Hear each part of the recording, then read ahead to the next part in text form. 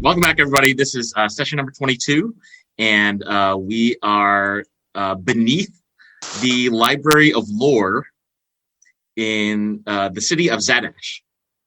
And so after reuniting with Emir in our last session, our party set off really just exploring the city. They spent some time in Lamb Town to talk to cats and local street kids, and they visited University Village to find some books on food and language. And it was there that they discovered a secret hall in the library basement where a cult of cannibals were preparing for a sacrificial ceremony. Emir had busted open a wall screen, leaving Melody to pass herself off as a cannibal cultist from the southern branch. And Soren had disguised himself as Ian the hostage. And where we had just left off, Melody had murdered one of the acolytes and spread the blood all over Ian's white poodle, Lucy, and shouted that Lucy was the one that had bitten and murdered the cleric. At this point, this is where we're going to pick up. Melody, you still have inspiration from the past sessions. You still can use it in today's session. So Melody is going to hack at the air and back out of the room and going, "No, bad dog, bad dog, bad dog." And then she's going to call out, "Would someone like to help me over here?" One of the chefs grumbles and says, Fine, what happened?" And he walks over in your direction. "We have a sister down." "What happened?" He shouts towards Caloric, the cultic leader. "Caloric, one of our sisters. Looks like the dog bit her, and she's dead?" "It was vicious. I just came in at the tail end, and there was no way I could save her." He bends down to inspect the wounds on the acolyte and says, it's horrible. It's almost as if the dog's teeth were like blades. This is a terrible way to die." And he starts to call out for another chef so he can drag the body out into the main room. Who is Caloric, next to me? Caloric, no, that's an acolyte next to you, Soren. So the masked dude token is just like a normal cultist, and the lady token is a chef? No, the masked dudes are chefs. Oh, okay. Other way around. All the acolytes are women. Gotcha. And Caloric is the sort of chief of the cultists. She's now walking down to kind of inspect what's going on. And she says, "Oh, chef, this looks absolutely awful. Under a more watchful eye, Cyric would be displeased to see that you allowed this to happen." And she kind of knocks the chef on the head, like you're being an idiot. And the chef says, "I'm sorry, milady. We should have done better." And he continues to drag the body to the corner of the hall where the beds are. While this is happening, can I sneak up north? Mm-hmm. It is +5 plus an additional 10 because past that a trace. 31. Okay. I'd like to sneak up to here to the door and be like, "Guys, get ready for the signal. I think shit's about to pop off, and it's probably good if you'd be in here. Especially since you're very stealthy." And then I will sneak back. Hold up, I'm gonna stealth into the room. I didn't realize I was muted. At 60. Oh, well, we're not on turns, though. Yeah, we're not on turns. So, by the way, we're back here. Yeah. The two rooms, so there are two sets of green panels. The ones that Emir busted open are the northern set of panels. Oh. But you can you can easily walk into the room by just walking through the panels. Can I have you make a stealth check, please? Yeah, sure. I'll just roll and roll 20. Yeah, that's 26, yeah. That looks like it's going to be successful. Sibo, what are you doing at this point? I am by the door. Okay. And I just saw Chef walking in. Mm-hmm. Is there a way I can kill him? Okay, so what Sibo sees right now is a chef that has just dragged the dead body of the acolyte and laid the body on the sacrificial altar on a rug. And Sibo, you're asking, can you aim an arrow and shoot? Yes. And you're doing this stealthily. Yes. Okay, so first, can you make a stealth check? So I got 20, and then that's another 10, so it's gonna be 30. Okay, can you make an attack roll, please? And Emir is going to walk over. Move him. He's gonna walk over here and help keep the guy focused on like this direction. He's gonna walk. He's gonna walk over because he's worried and he wants to go inspect the body and like figure out what's going on. But it will help keep him distracted. So as Emir walks to the body to distract this chef, that's actually going to help Sibo's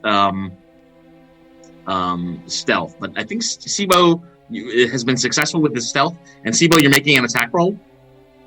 It's 9 piercing damage. Oh, what was your attack roll? Oh, shoot. Yep, 26. 26. Okay. That's a hit. And 9 piercing damage? Yes. Out of nowhere, Sibo knocks an arrow, aims it directly at the chef that had dragged the body of the cultist to the sacrificial altar. And in one nearly silent shot, murders the chef. He falls to the ground. His meat cleaver also falls to the ground. Nobody else in the area seems to hear what's going on. They are distracted with this puppy, this bloody puppy that has emerged alongside Melody. So Sibo, well done. I guess you killed this chef, and nobody seems to notice. And Emir's size would probably also block it from view. Melody is going to. So the dog is emerging alongside of all of us. Yeah, the dog is now in the kitchen area, next to Caloric, who's just kind of like astonished at the amount of blood that is on the formerly white fur of this dog. And she's standing kind of looking puzzled, wondering how a dog so cute and innocent looking could have so savagely eaten and bitten one of her sisters. Silren, sorry. I'm just going to try to walk over here. Okay, yep, gotcha. Melody is going to say, here, perhaps now that things have calmed down, I can do something. And make, like, movements as though she's casting a spell and doing magical things, but really just, like, actually take advantage of the friendship that the dog has shown her. So she's gonna make it look like she wants it to make it look like she's casting a spell on the dog to make it friendly to her. Okay. But she's really just doing movements with her hands and saying wonky stuff. Okay, let me think about this. So part of what you're doing is deceiving everybody else, and part of what you're doing is trying to communicate with this dog. I feel like the dog, as per what last time when I walked in, the dog ran over to me and like leapt on me and licked me. Yes, he did. Yes, she did. So I don't think I need to convince the dog of anything. You need to convince Caloric and the others that what you're doing is magical. Yes. Okay, so can you make a deception check then? Yes. Nat 20! So the dog leaps into your arms, Melody, and Caloric says, "Sister, watch out! He's a savage beast!" Did you not see the spell I just cast on him? He is now mine. The dog starts licking your face, and Caloric says, "My sister, you have such a way with animals. He is not attacking you." No. I have had to deal with vicious animals before, and so I've learned a special spell that tames their feelings towards me. Very good, my sister. Please allow us to continue in preparing for this evening's ceremony.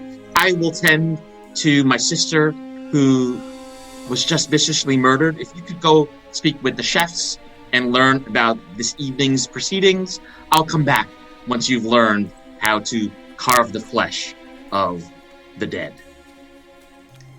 Thank you. And she heads over. She's gonna like push the dog off of her, but not brutally. She's gonna be gentle, so she doesn't want to change the animosity of the dog.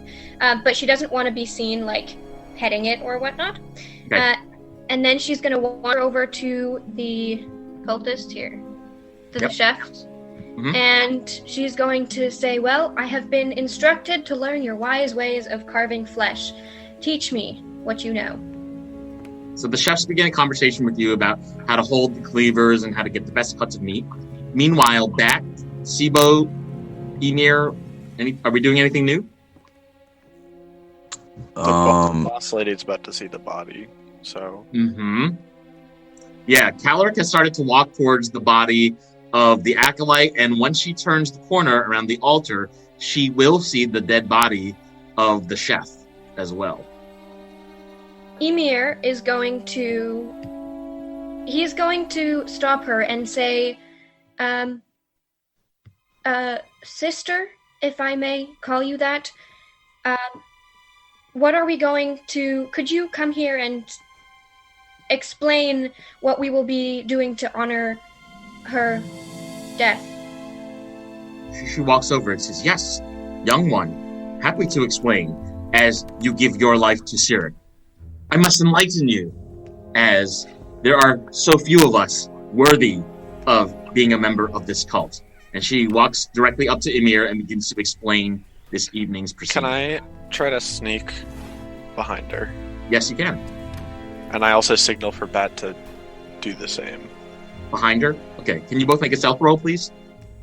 Can I make a stealth roll? Yes. Shit. 16. Do we still have the sneakers? Yep. Yes, you do. Fucking. I gave everyone special shoes. Yeah, it's 22 plus 10, 32. 32. And Bat, where are you standing? My light up Skechers. Right here is good. Well, I meant like be within melee range of the lady, so I'm gonna try and take her out. Okay. No, you are in direct melee range of her. Okay, yeah. And I pull out my short sword, but even if she was looking at me, she would be able to see it right now because of my disguise. Or no, I guess once I pull it out, she'll be able to. She thinks you're. I mean, if she sees you, she's gonna think you're the hostage. I'm just kind of like sadly slinking over to listen to whoever to listen to the lady who's about to administer my doom. Is the act I'm trying to put up, but actually I'm gonna fucking slow through it. I am going to move in this corner. Yep, you can do that. Mm-hmm. And and watch what's happening. Because can you make a stealth roll, please? Yeah. That's 26. Okay. So Bat has crouched himself down low enough that he's not really illuminated by the candles that are in the room, and it seems that Caloric does not detect that. However, Caloric turns around and sees a presence behind her, that of what looks to be Ian the hostage, but it's actually Soren in disguise. I'm crying. Hostage! What are you doing here? Can I make a deception check? Yes, you can. Fuck me! God damn it! 4. Yeah. I mean, she also got a 4 on insight. Hostage, get back to your corner and finish putting the meat on the stick. She points at the meat that's like on the floor. Alright, I sadly nod, and then I make my way over there, and then once her back is turned, I won't move closer. Or no, my sword is away now. I'll put my sword away. Mm-hmm. And I'll start, putting meat on a stick or whatever. And as soon as she turns around, I'm pulling out my bow and pointing it at the back of her head. Okay. She then says to Emir, so, now that you've heard about this evening's festivities and how we will honor our bond with Cyric, how would a giant like you participate? I can see your arms are worthy of grappling and choking our enemies and the heretics. Yes, but wouldn't my height be more useful to shed light on all of the proceedings?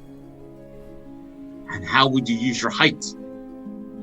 Well, instead of someone like that one, points all the way over at Melody, carrying a torch that would then be overshadowed by the height of this altar, I could shine light down onto it from above, like the great light of Cyric. Can you make a deception check, please, Emir?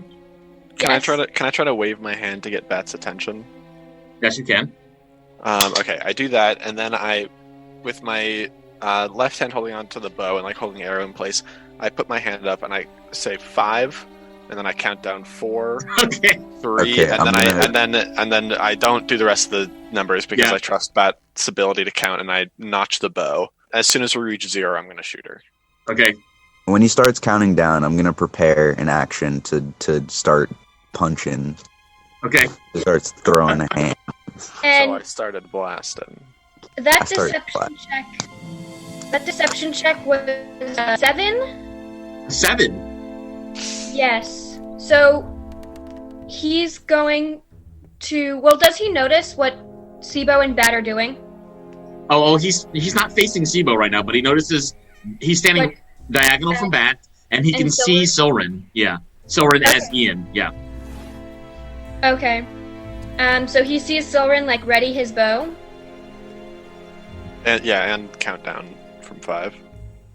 And so he's going to hug the cultist furiously to his chest and try to muffle her face. Okay. All right, can I make an attack roll Yeah, you can. She can. Yeah, she's not facing you right now. Also. with advantage because I am an unseen attacker? Ooh, damn it! That was so close to a crit.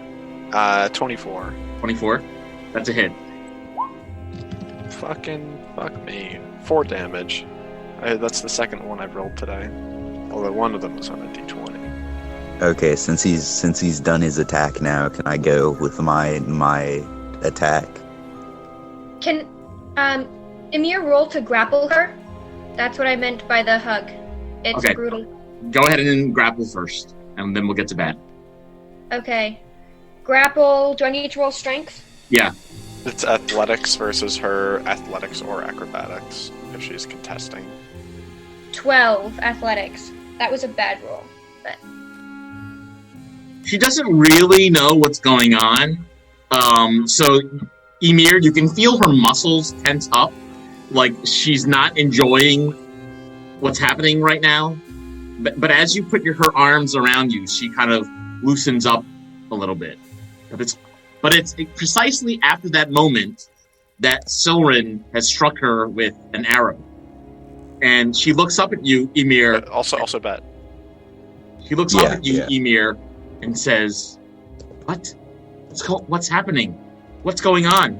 can he pet her to calm her down and pull her head close to his chest and be like, shh, it's okay. Well, he can, but let's get that in action first. Okay. Okay, cool. I'm gonna take my attack, my unarmed attack. Would I get advantage for being in the hidden? Yeah. Okay, cool. Okay, cool. So I miss, unless she has a 10 for AC. No, she does not. Cool. Never mind. I completely miss. But it's at this point, actually, she can feel like a breeze to the south of her, where you are, Bat. You are sort of dodging her as she's continuing to be hugged by Emir. So she's been struck by an arrow, but she's like kind of confused as to what's going on. But she's starting to realize maybe Emir is involved in this subterfuge. Wait a minute. Something's up here. Yeah. I just got shot in the back while someone tried to cover my mouth.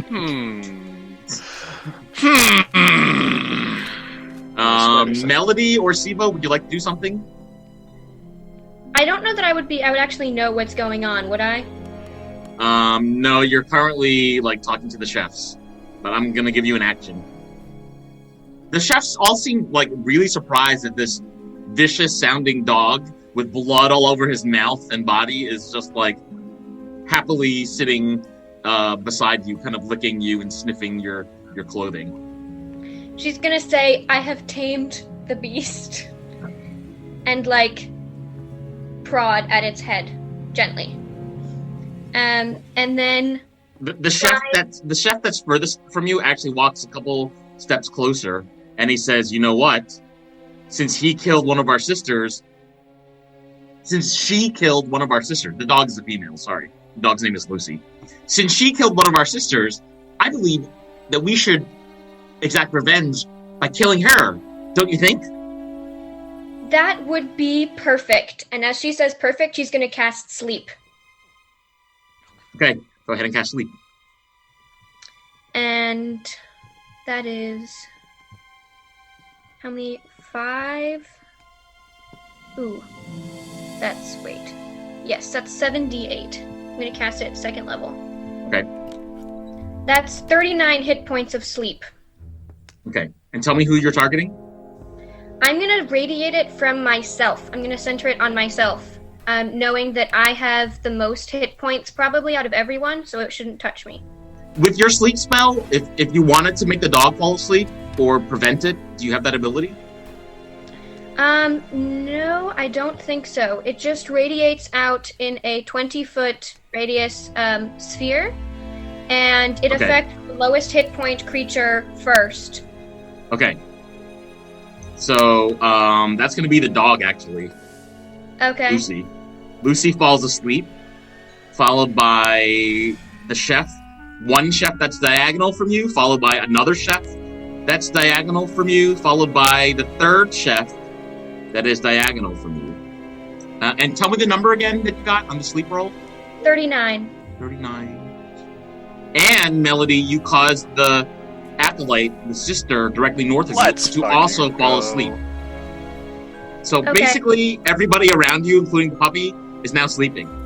And at this point, Caloric and the other sister notice. I'd like everybody to please roll initiative. Yes. This is where I want to be at the start of a battle with 7 people to fight. Yeah, and one dead already. 2. You got a 2 for initiative? Okay. No, my initiative is 17. But 17. we have killed 2 people. Oh, you killed 2 people? That's a Killed the 19 cultist for up me. north as well. 19 for Bat, okay. 21. 21 for Silrin. And can we get I got 21 too. 21. Okay, so Silrin and Sibo, do you want to figure it out? Sure. I might be able to buff with my spells, which might be good. Yeah, you can go first. Okay. And Emir? Wait, I have a question. What's 9 plus 10? I'm making a really bad joke. Yes, sorry. That is a nat 10 plus his 1 bonus, that's 11. Okay, so... but I will type in the chat the turn order. I don't think we need Pass the Trace anymore. I'm not going to worry about concentrating on that for too much longer. Okay. I'd say it has, but at least it's controlled this time. Yes. Yes. I agree. There are only 2 conscious enemies. No, that's not true. Apparently the grubs are actually living things, so... Of these things? Yeah. And they are active at this point. They were semi-dormant before, but now they're active. True. Unless they're good sprinters, though, I think you're probably safe from this distance for now. Yeah, they're all monks. They got 40 feet. They're all monkeys. 40. Yeah, they're all monkeys. They're all tiny little monkeys. They're like the plastic monkeys that link arms in a barrel. All right, so it looks like a battle has just broken out in the den of the cultists, and Silrin, you are first to act. All right. First thing, second level spiritual weapon. Okay. The spectral folding chair forms right behind her and smacks her in the back of the head. Okay. Make a roll, please. And at this point, Emir understands what's going on. He's going to stop grappling or trying to stop hugging her so he doesn't get hit. Yes. 17. 17 is not enough. Oh, really? Oh, Really? shit. Okay. Then I will use my action and cast Toll the Dead. And then Okay. she needs to make a wisdom saving throw. Yeah, on closer inspection, Silrin, you realize that she's wearing scale armor. Oh, what does she need to save? A wisdom save. Wisdom Or- save. Oh, she's got a plus D- 7 to wisdom. Well, fuck. DC 13. She also rolled a nat 1, so your spell works. Dog! 10 necrotic damage And necrotic damage. as I pull her closer to the grave. Oh my goodness. Okay. The And as bell you aim- tolls for this dick, bitch! And then I'm gonna... He doesn't quite understand your language. But you notice that her arms have begun to wither away and fade into a more ashy color as she grips her mace even tighter and sneers in your direction, Silrin. And you're backing up, Silrin? Yes. Okay. This will be the spiritual weapon thing. I have a bunch of icons now. That's the end of your turn, yeah? Yes.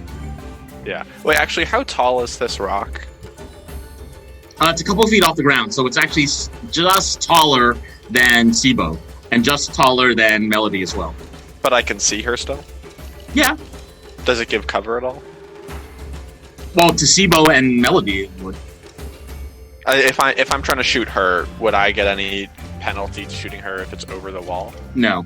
Okay, sick. Then I'll see her. Yeah, you can see. I mean, you can see her body, and she can see you if she turns. Yep. She's facing you. I believe next to act is Sibo. Do I have a clear shot of the leader from where I'm standing? Yeah. Yep. Yes, you do. Diagonal. In that case, I am going to attack her with my longbow. Okay. And does 16 hit?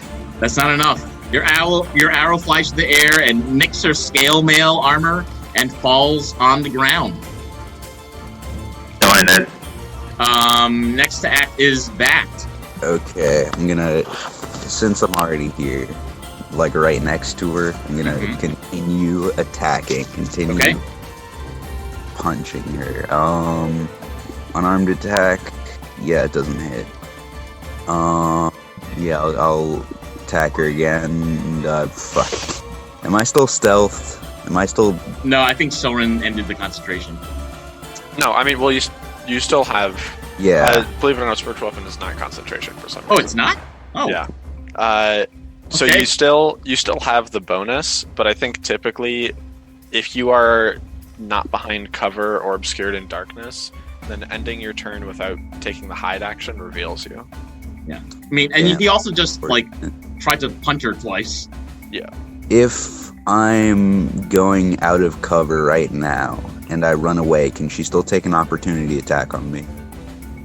Well, this is actually the second time you've tried to attack her, so it's pretty good odds she knows that you're there. She doesn't know who you are or what you are. Sorry. Okay. Exactly. Looks like I kind of fucked myself over. Hopefully she's not that strong. Yeah, I'll just end my turn. But you can also... Oh, never mind. Sorry. Okay. And that's the end of your turn. We're gonna go actually to Acolyte number 2 next, who is all the way at the bottom of at the middle of the screen. She sees what's going on, and she sees that Sibo had passed that had slung an arrow, so she's gonna move towards Sibo. Sibo, she's gonna wave her arms around in the shape of a circle and cast a spell called Sacred Flame in your direction. I'd like you to make a dexterity saving throw. I got 19. 19, I think you're gonna save. Yeah, so you managed to dodge this blast of radiant energy that heads in your direction. She sees that she has not struck you, and she's going to retreat 2 steps. That's the end of her turn. All right, next to act is the chefs, and the chefs are asleep, and the other chef is asleep. Melody, do they get to make a save? No, it's after Nope. 1 minute They're she loses concentration or they take any damage or a creature uses their action to stop Whoa, them. so they don't have to do anything then. I think it doesn't even. I don't think it requires concentration. It doesn't. Sleep? Oh, Yeah. damn. Nice. Whoa. In that case, the rock grubs are going to move next. What are they gonna do? What are you gonna do? Eat me? Oh, shit. Yeah, I mean, that's exactly what they're going to try to do. And they're both going to move towards you, Melody. How fast can they move? 5 feet per turn. Crazy. Okay, That's the end of their turn. I will deal with that when I get there. Melody, it's your turn. Okay.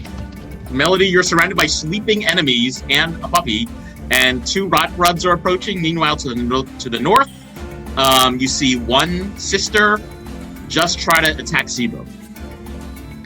Well, I am armed with cleavers, so I'm gonna go for the chef between me and the nearest grubs Okay, with my cleavers. That's what's the modifier to hit for these? 4? Well, that's a 23 to hit, a 23 hits. and that does D8. Mhm. That does, and my modifier is my dex, which is a 10 damage with the first one. And Melody, you're aiming at this one, diagonal from you. Yes. Melody, with 1 strike of the cleaver, you manage to murder this chef. Tell us how you do it. So she just takes the cleaver. The guy crumples to the ground, and she just takes the cleaver and hacks it into the side of his neck, and he's out. And then she pulls it back out and uses her other hand to go for the guy diagonal from her. Oh my goodness. Okay, go for it. That's 7 to hit, That's a miss. and she goes for the other guy and misses. After you murder the first chef, the acolyte directly north of you can see what's going on, and she shouts toward her leader, Caloric! Caloric! She is a heretic! The halfling is a heretic! Do not trust her! Yeah, I knew it was going to happen, but it was worth it.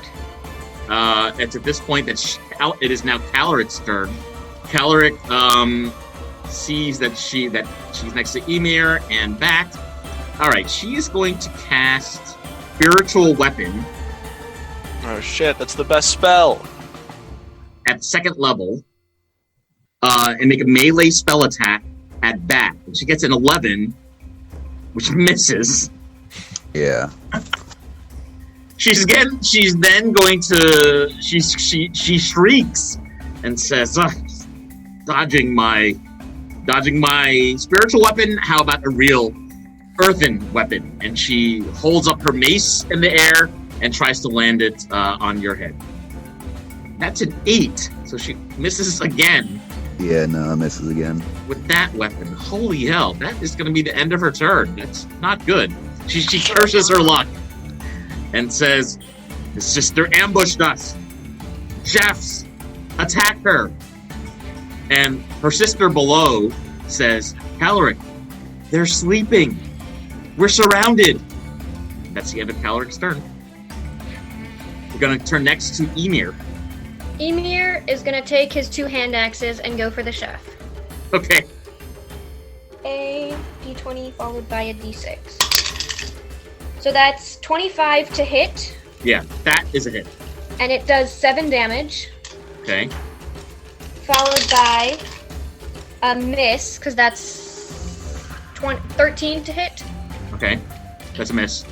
So he just hits once and misses once. Okay. Does he have a bonus action? That was his bonus action, the second What's his attack. bonus action? That's actually going to complete the round because everybody else is sleeping.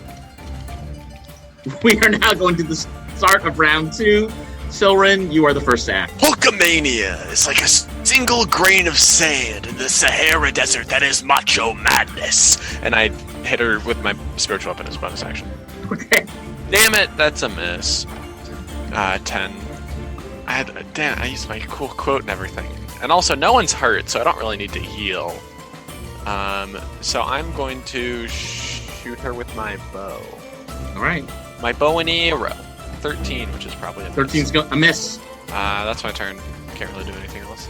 She shouts in your direction. You have the aim of a heretic. That's the end of your turn. We're going to go to Sibo next. Hey, try to attack her with longbow again. Okay, let's do it. That's 26. 26 hits. And that's 10 piercing damage, and because she was hurt, she's not her full health. Mm-hmm. Because Soren put an arrow in her before. That's right. Fuck yeah. So I can get a bonus action. Yep. Yeah, what is it called? Spirit of the Colossus or something? Colossus Slayer? Colossus Slayer. Colossus Slayer, okay. Shadow of the Colossus. That sounds cooler. I don't think it's a bonus action. I think you just do an extra d8 damage. Yeah, it does extra damage, yeah. It's not a bonus action. Yeah, it's extra 3 damage, so total Alright. is 13 damage. As you strike her with your arrow, you notice she is now bleeding from her withering arms. And she turns her attention away from Silrin and towards you, Sibo, and says, Sisters, we've been ambushed, and we are outnumbered. Retreat. Melody, Can I move? You can move, yeah. Melody's gonna join in and call, yes! Retreat! I am... So let's see. Melody, the acolyte to the north of you knows that you're not a true sister. I know. I'm gonna call it anyway. Okay. You're gonna confuse her. Yes. Actually, I'm gonna stay where I am. Okay.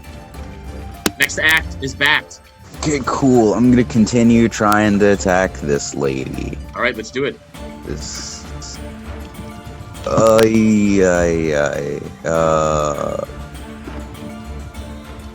First attack. No, what? She has 17 for AC. She does not. Oh. I think it was I got a 17 I missed. Oh, okay. Does 12 hit? No. Okay. Maybe she has a reverse AC. Okay, that's a 23. 23 hits. Attack roll. What is that? That's a D4. 3. That's a 7 damage to her. Okay. Tell us how you strike this lady. Perhaps you could come up from... Because technically you were stealthing before, and just come up with an uppercut. Sure, yeah. I do a cool uppercut from the shadows. This cool uppercut from the shadows hits her in the chin. She is bruised all over her face and upper body. Her arms are have been pierced with multiple arrows, and she spits in your direction, Bat, and says, "Heretics must pay. Sisters retreat." You gonna roll an attack roll for that spit? I need to know if it hits or not. Like missiles. Yeah, deflect missiles. As this display of bravado occurs, you notice Wasabi is clapping his arms and really enjoying what's happening. Still weird. Still weird. That's the end of your turn back. We're going to turn to the acolyte to the south, who, is she 1, 2, 3, 4? All right, she is going to move all the way forward and cast Cure Wounds on the leader. 8 plus 2. Okay, so that's 7 points of healing. And is that a bonus action or a main action? That's a main action. It's a main That's action. why healing word is the best. She doesn't have healing word, unfortunately. So for her bonus action, Well, I guess at that she sees what her boss did, and she is also going to spit on Bat and say, "Heretics must pay." Everyone is like spitting on Bat. I mean, I can't blame them, but it's a weird coincidence. What the fuck does that mean, Teddy? What's up? I need, I don't know what you're talking about. fucking weirdo. The grubs move forward. I don't know if this motion will pass, but I'd like to start a motion to have the bodies count as difficult terrain for the grubs.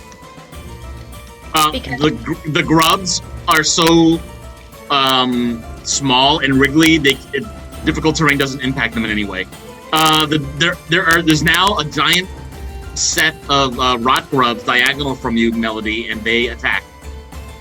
Melody, 4 rot grubs jump onto your arms and are digging underneath your skin. Melody, can you make a nature roll for me, please? that's a dirty 20. Okay, so I'm going to post this information in the chat just for everybody's benefit. Melody knows that fire can remove a rock grub if it digs underneath your skin. It will cause fire damage to yourself. However, it's one of the only ways to kill a rock grub. Will lesser restoration flush them out? Yeah, any effect that cures disease and lesser restoration can also remove rot grubs. So, Okay. Melody, starting your next turn, each of the 4 rot grubs will cause 1d6 piercing damage. Unless you can eliminate them. Oh, okay. That's the end of the rot grub's turn. Melody, it's now your turn to act. Well, thank goodness. I'm gonna run over. Where are the torches on the walls? They're just all along the side, on the perimeter. Well, she's gonna run away from here. And Melody, there's also a big kitchen pot over a fire next to you. True, but she's gonna run like all the way over here. Okay? Get away Behind from the fire, uh-huh. And she's going to. Corner yourself. I see no issue with this. So, Melody, by the way, as you run in that direction, the rot grubs get an opportunity attack. Oh shoot! Well, And- let them opportunity attack me. And another 3 rot grubs jump onto you. You now have 7 rot grubs on your arms and legs. They are going to cause 7d6 damage on your next. Oh wait, Yeah, this okay, is that's your next very turn. bad. Wait, have they burrowed yet? For my Melody, turn- before you moved, the first Yes. 4 rot grubs do damage. That's 15 points of physical damage. Yikes. Okay, so she's at the fire. Okay. She's going to put her. Man, this is bad. She's gonna take. Does she have something that burns? Something that burns. Gotta tell me. The fire next to you? Yeah, there's yes, a fire I next know, to you. I don't want to jump into the fire. It just says if you apply fire to the wound.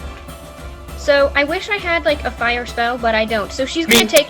She Melody, does you have can a hold handle. your arm up to the fire if the fire is going. You don't need to like take a bath. All right, she's gonna. Yeah, well, I will. She's gonna hold up her arm and leg to the fire. Okay. She's just gonna like stand really close to the fire Mm-hmm. with that side of her body, and have them all get out, hopefully, and that will be her action and her bonus action if need be. She just wants these things away. Okay. And Melody, as you stick your arm close to the fire, you notice the all 7 rot grubs start curling up and and charring, and one by one they kind of fall off your body like scabs. thank goodness. And so as soon as they all fall off, she's gonna use, how much movement was that? I'm gonna do, Only 15. and she's got 25? Mm-hmm. Yes. Can she move around the fire to here Yeah. without burning? Mm-hmm. Okay, she will. She's gonna move up to here. And that is her turn. Okay, we'll escape for now. Caloric Also bonus goes. action. Caloric goes next. Caloric is going to cast Cure Wounds on herself. Sibo did a number on her. Okay, and she heals 19 hit points. She's getting close to her maximum. That's her main turn. Okay, does she have a bonus action? I believe she does. Bonus action. Oh, spiritual weapon is a bonus action? Yep. Well, in that case, that mace that she created on an earlier turn, she will turn on Bat and attack Bat. Oh, that's a 22. That's going to hit. And Bat, you are struck by 10 points of spiritual damage. Okay, that's fine. So you're at how many hit points now? 21. Okay. 21. Shoot. I'm at 16 because those rock grubs came in and were like, let's take almost half of your hit points. And she grimaces towards you, Bat, and says, "How do you like that? How does that feel?" That's the end of her turn. I mean, it hurt. Like, what do you want me to say? I want you to say it burns because you pray not to Sirik. All heretics must pay. Emir. I could have just paid you if money's what you wanted. I could have just. That joke was bad. I'm moving on. Emir, it's now your turn. He's going to use his hand axes again on Caloric. Okay, let's do it. Well, actually, now he's gonna go for the acolyte because he has a higher chance of killing her. And that's probably true. He's going to do the 2 hand axes. That's a 9 to hit. The 9 misses. And 26 to hit with the 26 hits. For 5 damage. 5 damage. Tell us how you hit this thing. He just takes his hand axes and goes down with the 2 hand axes. And one of them hits her on the shoulder and gets deep into her shoulder, and then he grimaces as he pulls his axe out. She's now starting to bleed out everywhere, and she says, Goliath, you'll pay for that. I didn't want to hurt you that badly, but you're hurting my friends. All right, every other person who has a turn is currently sleeping, so we're now going to go back to the start of the turn order, round 3. Silrin, your first act. All right, first thing that happens on my turn is I jump backwards and land on my hands, and then I start like Power Ranger flipping over to her, but that's not actually me because I use Channel Divinity Invoke Duplicity. And I make a fake me right next to her, and I start just Power Ranger flipping a bunch and just distracting the shit out of her. And then while she's like, what the fuck is going on, my chair comes in from behind and fucking whacks her in the head. And I have advantage because my duplicate's distracting her. Gotcha. And this is also this is not the leader. Is she that's wearing not armor? The leader, correct. Is she wearing armor? She's wearing, looks like, very basic armor. Okay, so 12 probably doesn't hit. Oh, 12 hits. Oh shit! Hell yeah. All right, D8 plus 3 is 8 force damage. Silrin, tell us how you kill this acolyte. She like. Oh, actually, okay. Wait, my boy flips in, and he says, "You will eat my rear rockets and like it." Oh yeah! Fuck me. That hurts a lot to do. And then she says, "What?" And then the chair comes in from behind and whacks her in the back of the head and caves her skull in. Spectral. And then you knock her to the floor. She drops her weapon, and it looks like she's dead. Woo! Also, can I get a token for my boy? Let's do that. Another Silrin on the screen. But I should ask, actually, are you still dressed as the hostage? Yes, so I suppose my duplicate would also have my disguise. Otherwise, it wouldn't be a duplicate. Okay. Oh yeah, we kind of just left the hostage upstairs. Forgot about that. Also, doing so drops concentration on Pass That a Trace. Silrin, the duplicate you created looks like you, or it looks like the hostage? If it's a duplicate of what I look like right now, Yeah. it probably also has the magic disguise on. Okay. So it looks like the hostage. Yes. Okay. So I'm going to put a little thing on it to indicate that it's not the real you. True.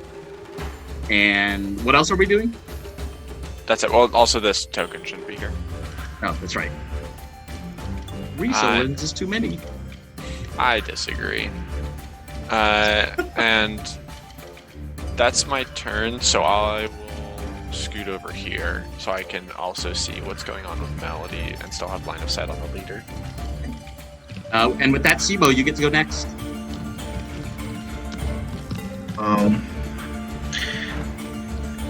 Do I have a clear angle of the leader if I move here? Yes, you do. Yeah, so I'm gonna move there and try to attack the leader. Okay, go for it. On to hit. How much? 21? Yes. That hits.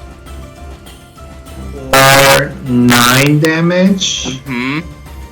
And then additional 2. So Oh my total 11. Okay, so you notice that her body is getting even weaker. Her wounds are bleeding out even faster. She looks somewhat healthy, but she's nowhere near as close to death as she was around, a few seconds ago. Is that the end of your turn, so Sibo? Yes. All right, back. You're up next. Okay, continue to hit this lady. Mm-hmm. Go for it. D20 plus 5. That's a 20. A 20 hits. Cool. And then 5 damage. I'm gonna attack again. Okay. 7. I'm guessing that doesn't hit. 7 does not hit. Okay, cool. I did a solid 5. My goodness. And with that bat, you notice she's looking weaker and weaker. That is the end of your turn. We're going to go to, the Acolyte is dead. Chefs are asleep. The Rock Grubs are going to go next. And the Rock Grubs will move ever closer towards Melody and Soren.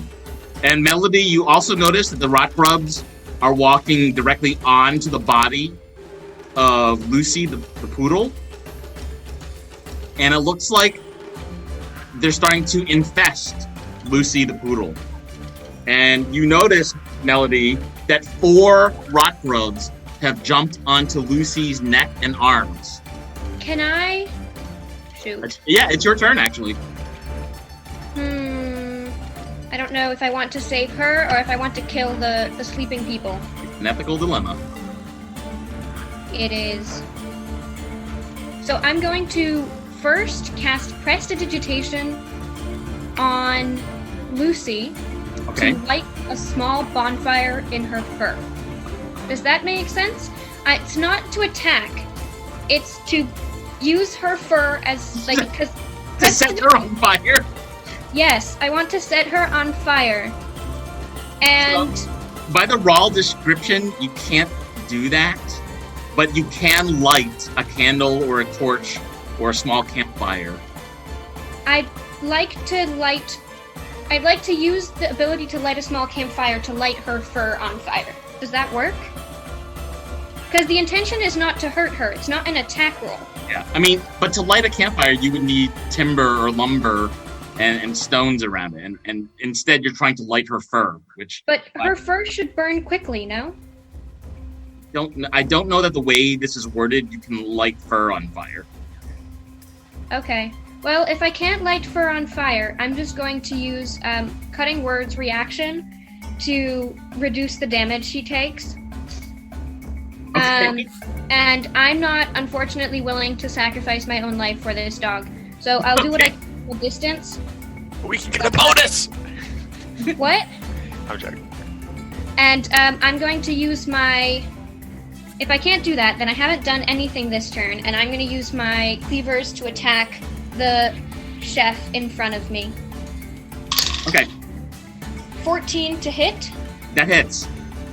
And that does 6 damage. You notice, Melody, that this chef is bleeding uncontrollably from one of your cleaver wounds, and it's almost dead. He's almost dead. Oh wait, actually, I need to roll a d8, not a d6. Moment. Okay. Well, that's a 5, so it's not much better. Okay. And then I'm going to roll again, and that's a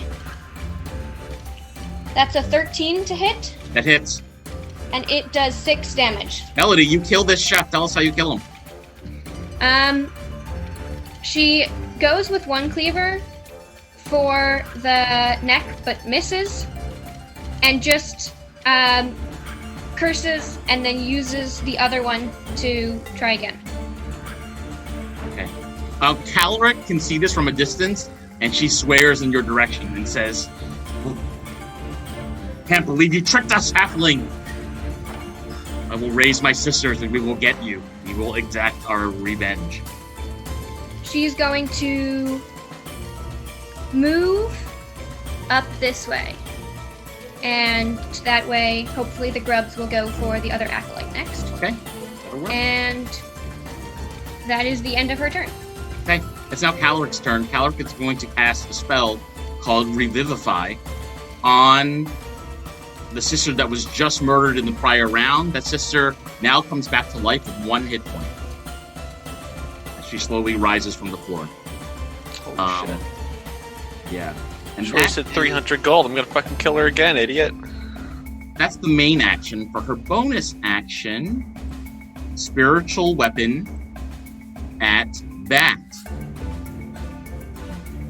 +6 is 10 to hit. That's gonna miss bat. Yes. She curses her luck, and she spits in your general direction. Jesus Christ, what the fuck is with them and spitting? That's the end of her turn. Gross. Unhygienic. Everybody else who has a turn is sleeping, which means we start the next round with Silren. Alright, Round so 4. my boy is still Power Ranger flipping right there. Mm-hmm. She wakes up, and I'm assuming she's still prone, right? Yes, because she hasn't taken a turn yet.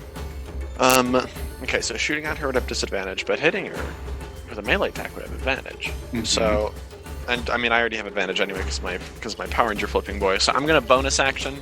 My chair comes up, and it takes the form of someone who jumps off of the ring thing, and then they like drives. It's like a super muscular wrestler dude who drives his elbow down into her sternum, and is gonna try and hit her while she's down. Okay, make a roll. 22. Yeah, that's a hit. And she's at 1 health, right? And so she's Right. dead again. Yeah. Calric swears at you, Silren, and says, "No!" Nice use of 300 gold, idiot! And then I shoot her. 20. Right before you shoot her, she spits on that and says, "This is what your friend gets." I didn't even hit you!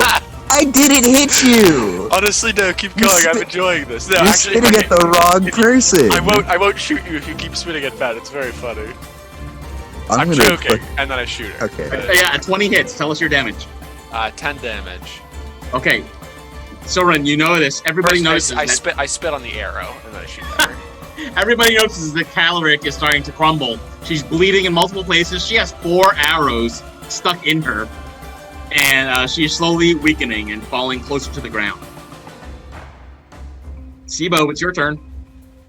I'm contemplating whether if there's any way I can save Lucy. Okay. So, how does the grubs work? Is it like thousands of them just clustered in like one ring of them, or? Yeah, I think it's shooting like, at them will stall. yeah, it's like dozens and dozens of grubs are all together in one square, but some of them leap out of their group onto a creature. And right now, 4 grubs are on Lucy's neck and arms. Melody has a really good look. It's hard for you to see from where you are, but Melody had a pretty good look, and she sees that they're about to attack Lucy. And what's Lucy's health? Hit It's not points. high. I mean, I do want to save the dog, but at the same time, I don't know what are the chances. Yeah, well, like I said, it's an ethical dilemma, so you have to decide what you want to do. Whatever you decide has consequences. Great, that sounds like a lot of adult responsibilities. I am going to try to attack the grubs. It's 16 to hit. What kind of arrow is piercing damage, right? Okay. So that hits. Go ahead and make a roll. Damage roll. That's 8 damage. So interestingly, Sibo, you notice that your arrow doesn't quite do the same amount of damage that it normally does on similar creatures. Okay. But you have killed some of the rock grubs in that big mass that's next to Lucy's body. So Lucy still has 4 crawling around. Correct. All right, we're gonna go to Bat next. Cool. I'm gonna keep attacking this lady. All right. D20 14. Does that hit? Nope. Okay, fine. He's like, no, that doesn't hit. But since you enjoy my spit, and she spits on you. Bro, I never said I enjoyed it, you weirdo. Interestingly, Wasabi's kind of clapping his hands, trying to grab at any okay, Wasabi, don't do that. That's spit gross. falling from her mouth. Wasabi, that's gross. Do you want another? You have another attack, Matt? I just rolled both my attacks, so no. Okay. Bat, that's the end of your turn. We're gonna turn to Acolyte number 2. Oh, she's dead again. So the rock grubs go next. The rock grubs are going to move closer to Melody, and the rock grubs that are adjacent to Lucy, they will attack Lucy. The ones that are already on Lucy are going to attack Lucy. All right. And it looks like they burrowed under this creature's skin so deeply that Lucy's body is contorting. She's gonna cutting words the thing. Oh, okay. How does that work? She's gonna insult the rock grubs. Okay. And how intelligent do they need to be to understand you? as long as they're not immune to being charmed, it works. They are immune to being charmed. Ah, ooh. So she tries to insult them, but they. Yeah, let's hear it. Let's hear it anyway. You mindless blobs of nothing. Not a very good insult. No wonder it doesn't work. Nothing happens except the rock grubs that are on Lucy's neck burrow even deeply, and it now looks like, Melody, you can see puncture wounds where these grubs have burrowed deep into Lucy's skin, and it looks like Lucy's now dead. No! Shoot. Yeah. Allow us to take a moment of silence for Ian's pet poodle. Okay, no. Nah. I think it's your turn now, Melody.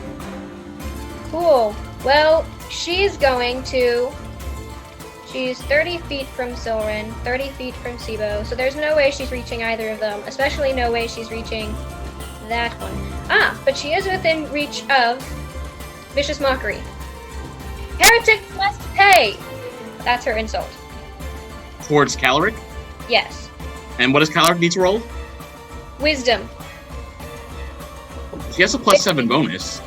She got a 20. Wow. I think she's gonna save. DC Yeah, she does. 27.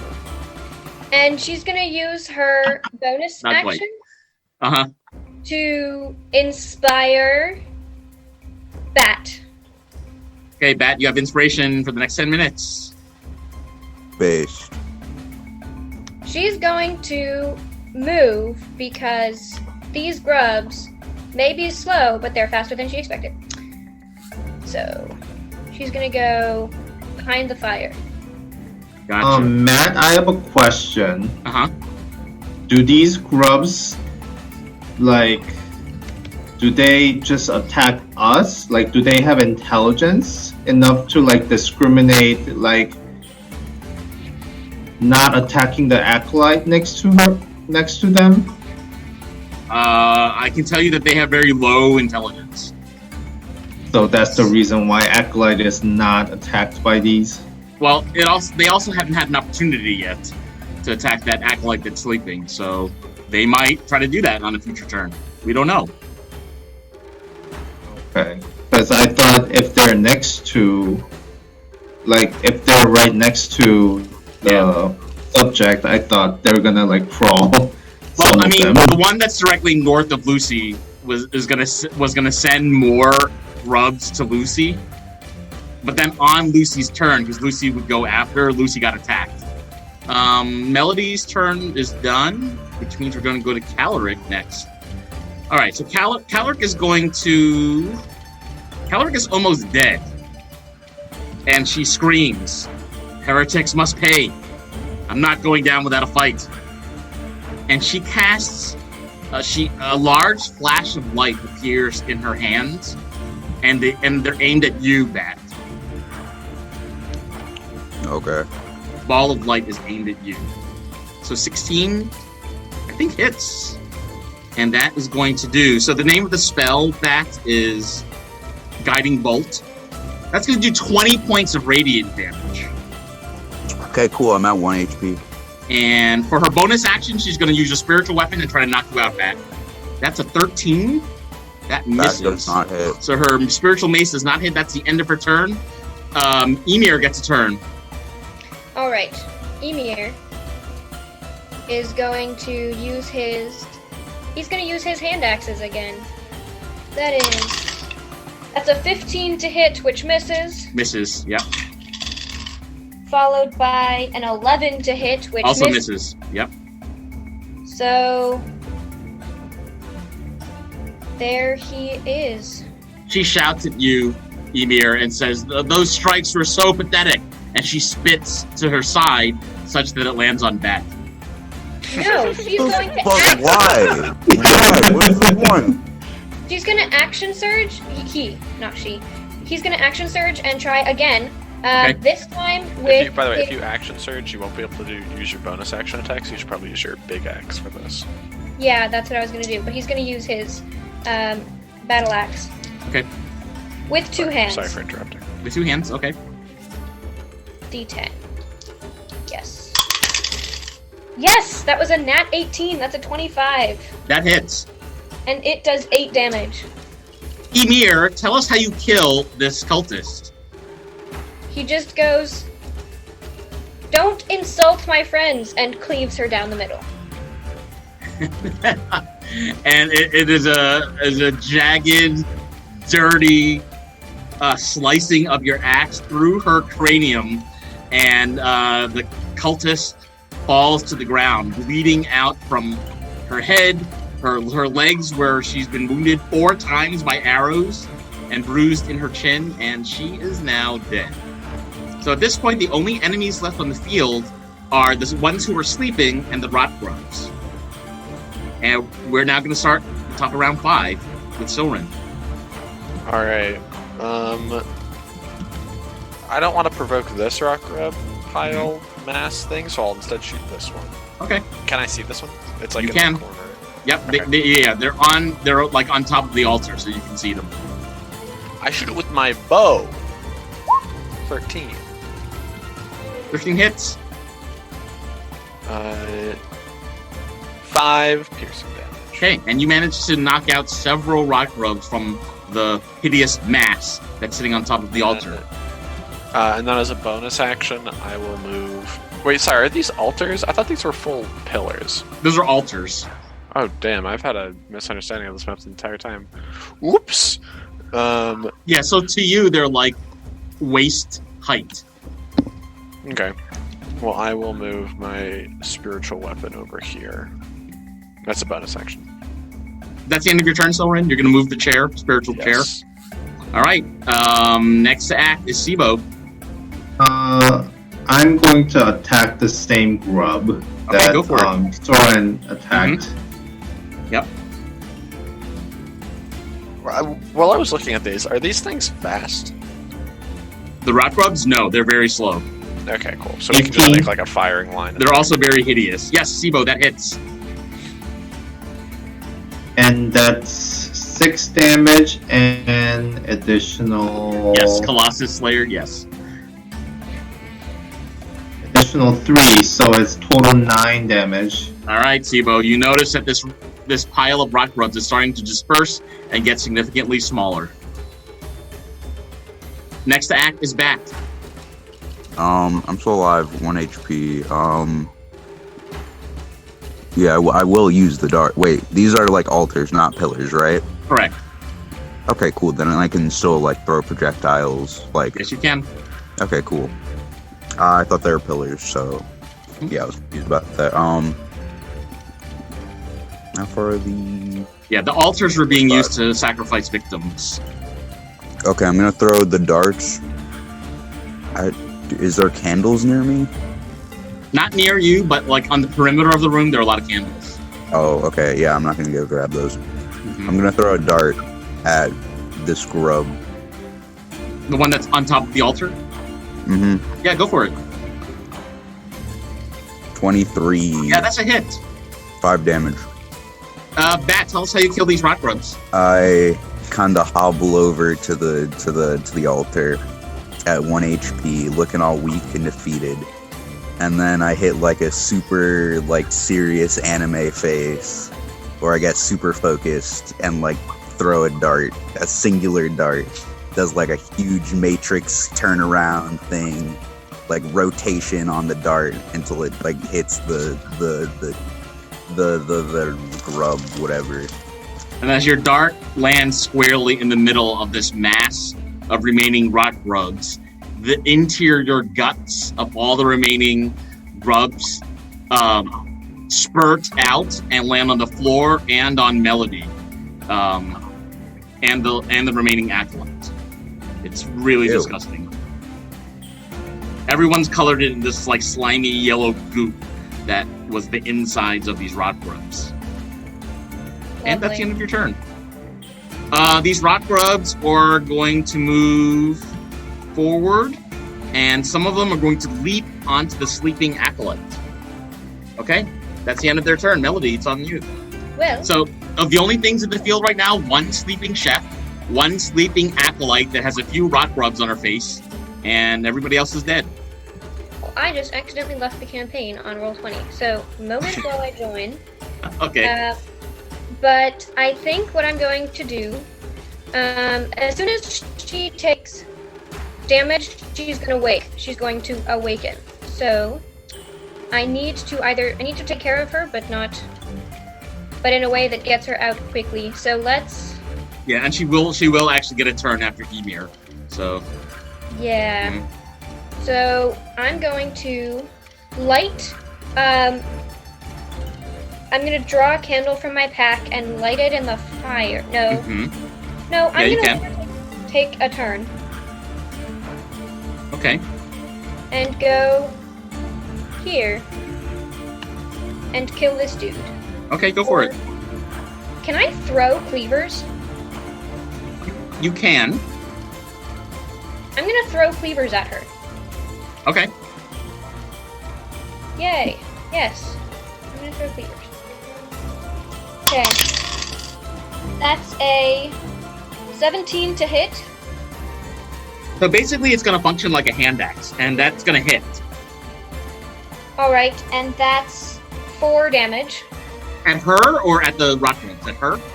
at her. Ooh. All right, that hits. And then, not in that one because I'm a halfling.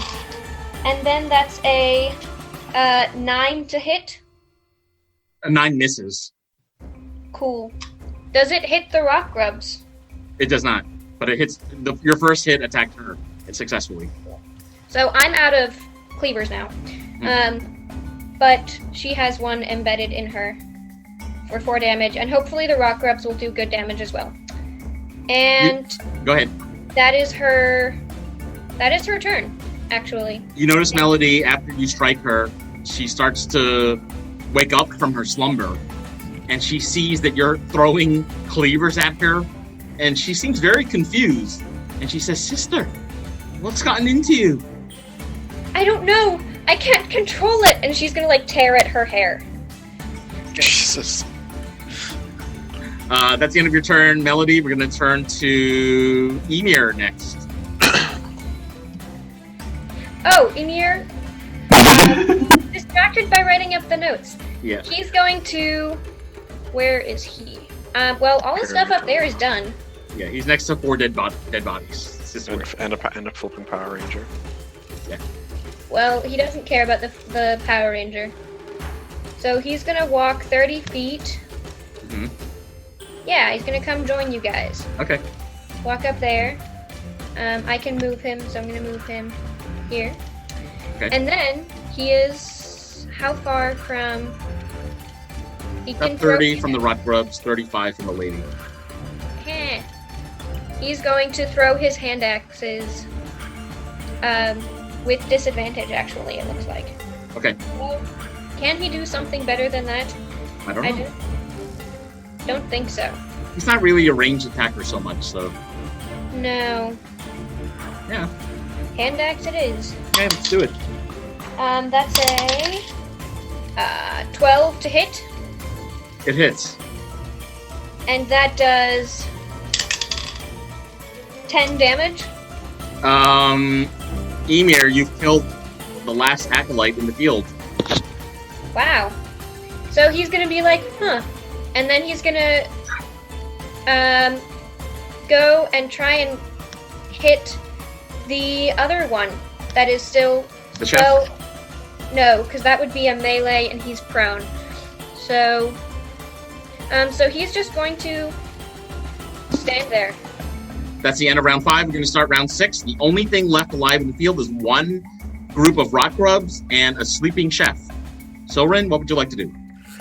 I'm going to bonus action chair come sweeping in, and I say,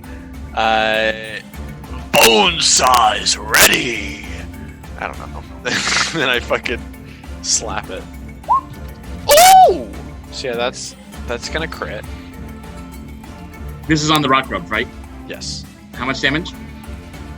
14 force damage. Soren, tell us how you kill these rot grubs. It's like a mallet, just like crushing a tomato. The chair just like comes down, and the rot grub blood and juice splashes out. Yeah, and it lands on everything within a 10-foot perimeter.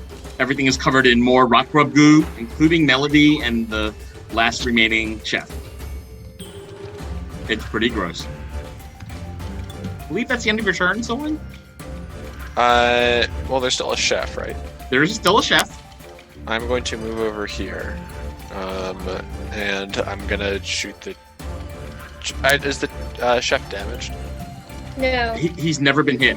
Okay, I'm going to shoot him with my bow. Okay, go for it. I believe it would be disadvantage because he's prone, but also Correct. advantage because he's unconscious, so it cancels that to just nothing. Okay, 11. that hits. Woo. Yeah. 4 damage. There's now an arrow stuck in him. He's slowly rising from his slumber to see that there's an arrow in his belly. Look out there, archers! We've got to get down.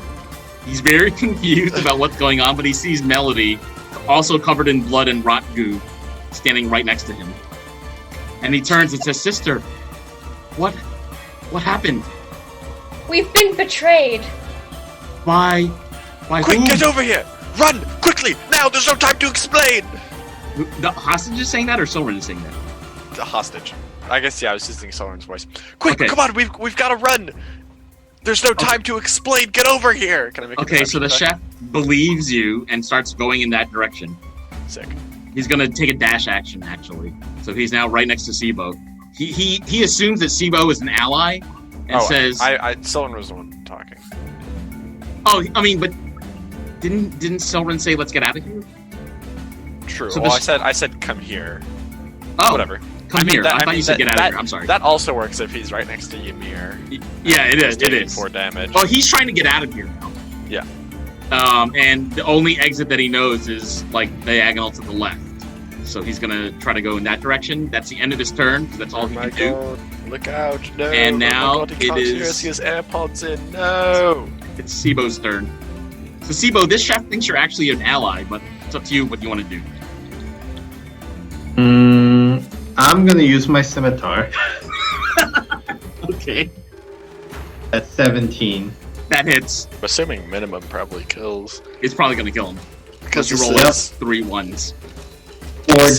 4 damage. Yeah, and if you use Colossal Slayer, that's gonna kill him. Sibo, tell us how you kill this chef. As soon as he's approaching, Mm-hmm. I will be like, "Look over there!" Look over there. Okay. And then flash him.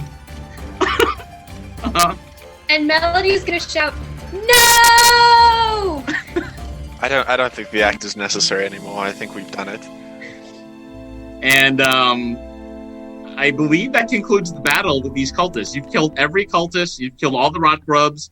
Lucy the poodle is dead. I'm going to suggest we take a 10-minute break.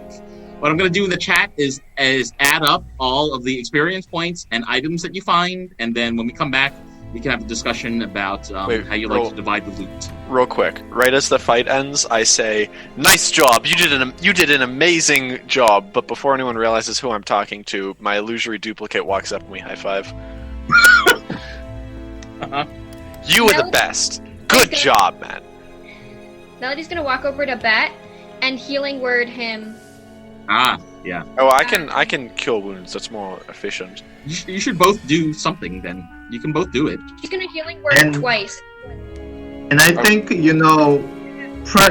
prestidigitation or whatever that, it might be good because he's all covered with spit. Start like doing a dog shake, like when they're in the rain and they come inside and they shake off. Yeah, I'm gonna do that, except with the spit. It's fucking gross, weirdos. That's 14 hit points. Okay, cool. I'm at 15. So what we've got is the 3 leather armor, dark clothing with symbols of Cyric, and robes, 3 maces, one more mace, scale mail, shield, light crossbow, ring of reaction, ring of protection, backpack, crossbow bolts. I can do math for the money. I don't think the mace +1 is 1 extra mace. I think it's a magical +1 mace. Mace. Okay, that makes sense. I would really like the ring of protection because, I'm still a bit squishy, and I don't want to be beaten up too bad. If you have scale mail, I have leather, or studded leather. What do I have? I should buy studded leather. I have money for it. she stands there and stares down at the meat cleavers, piles them into a pile and stares at them, trying to decide whether Someone or not. picks them up. Someone picks them up and moves far away. No. Hey, look at me. Look at me. No. You need help. You have a problem. But wouldn't I better be able to protect you guys with them? You have magic. You already have a sword. Just these meat cleavers aren't even more effective. They just change you. I suppose you're right. They corrupt your actions. I don't know. I kind of liked badass Melody with meat cleaver. We're not gonna give her the meat cleavers. That would be that's sadistic. She acts sadistic. Sibo, I understand, but you weren't with us when we were in the crypts. You didn't see her eyes.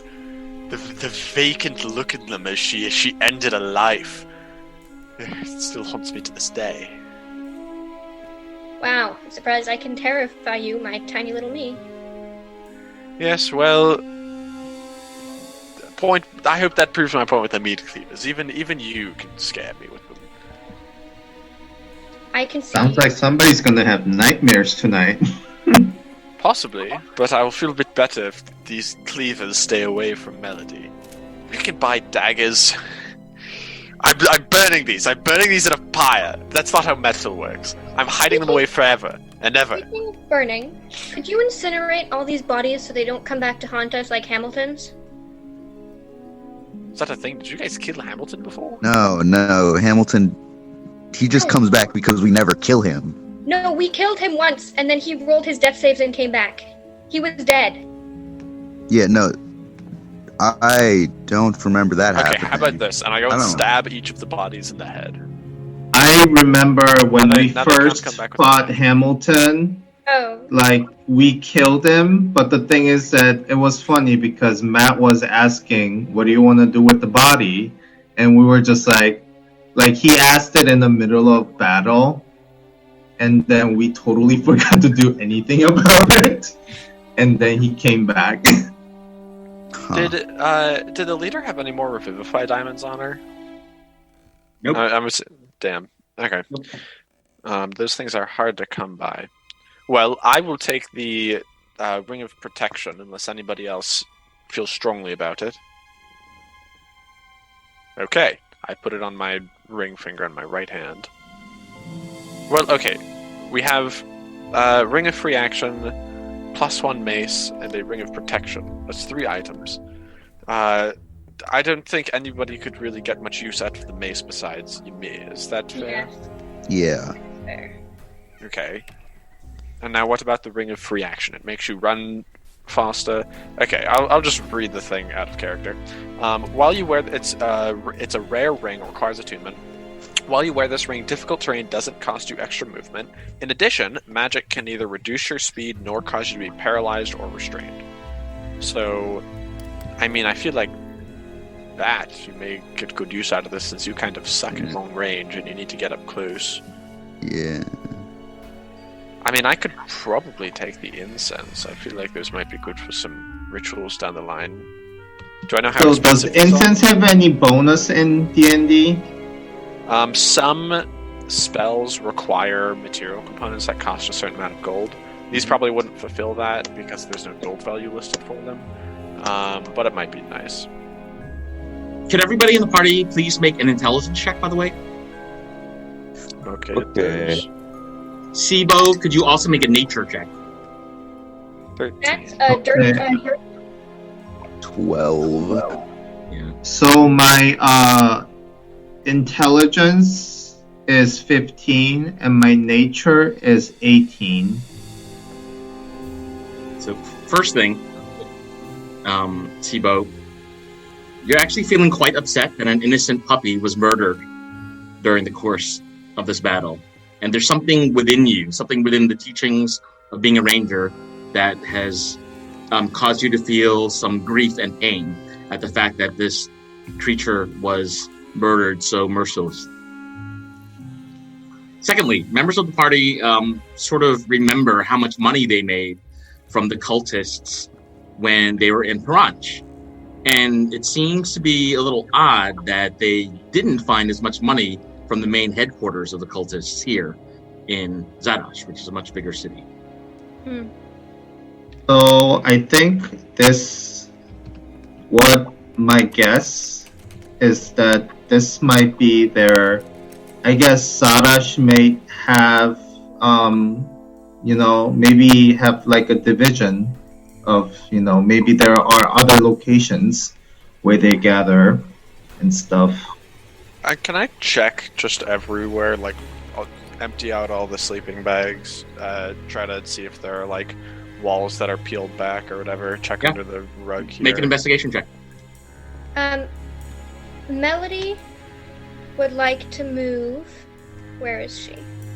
There she is. 11. She would like to move down here and listen at this panel or see if she can find a way to open it. So Silrin, you don't hear anything. Melody, you see a small hidden handhold in the wall next to the panel. She's going to open the panel and ready her sword as she does so. Melody, you pull lever, and 2 small chambers open up. One small chamber appears to be parallel to where you found Lucy the dog earlier.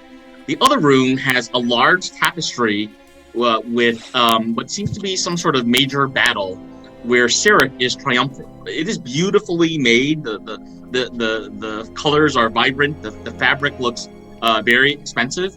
And you also see 2 wooden chests, one in either corner of this other small chamber. Can she make a perception check to see if any of them are trapped? It's at this point... Go ahead. 15. It's at this point where the other members of the party notice that Melody had opened a door and walked in. Yo, wait, what? What? Is the door closed still? Or closed No, it's now, open. or- The door is open, and you can see the Melody walk in I'll to run another over chamber. there. Yeah, I'm gonna follow. Melody, you detect that the chest on the left has a very superior lock on it, but you don't detect any traps. You detect that the chest on the right is not magically, you don't detect anything on it other than it has a lock, a pretty regular looking lock on it.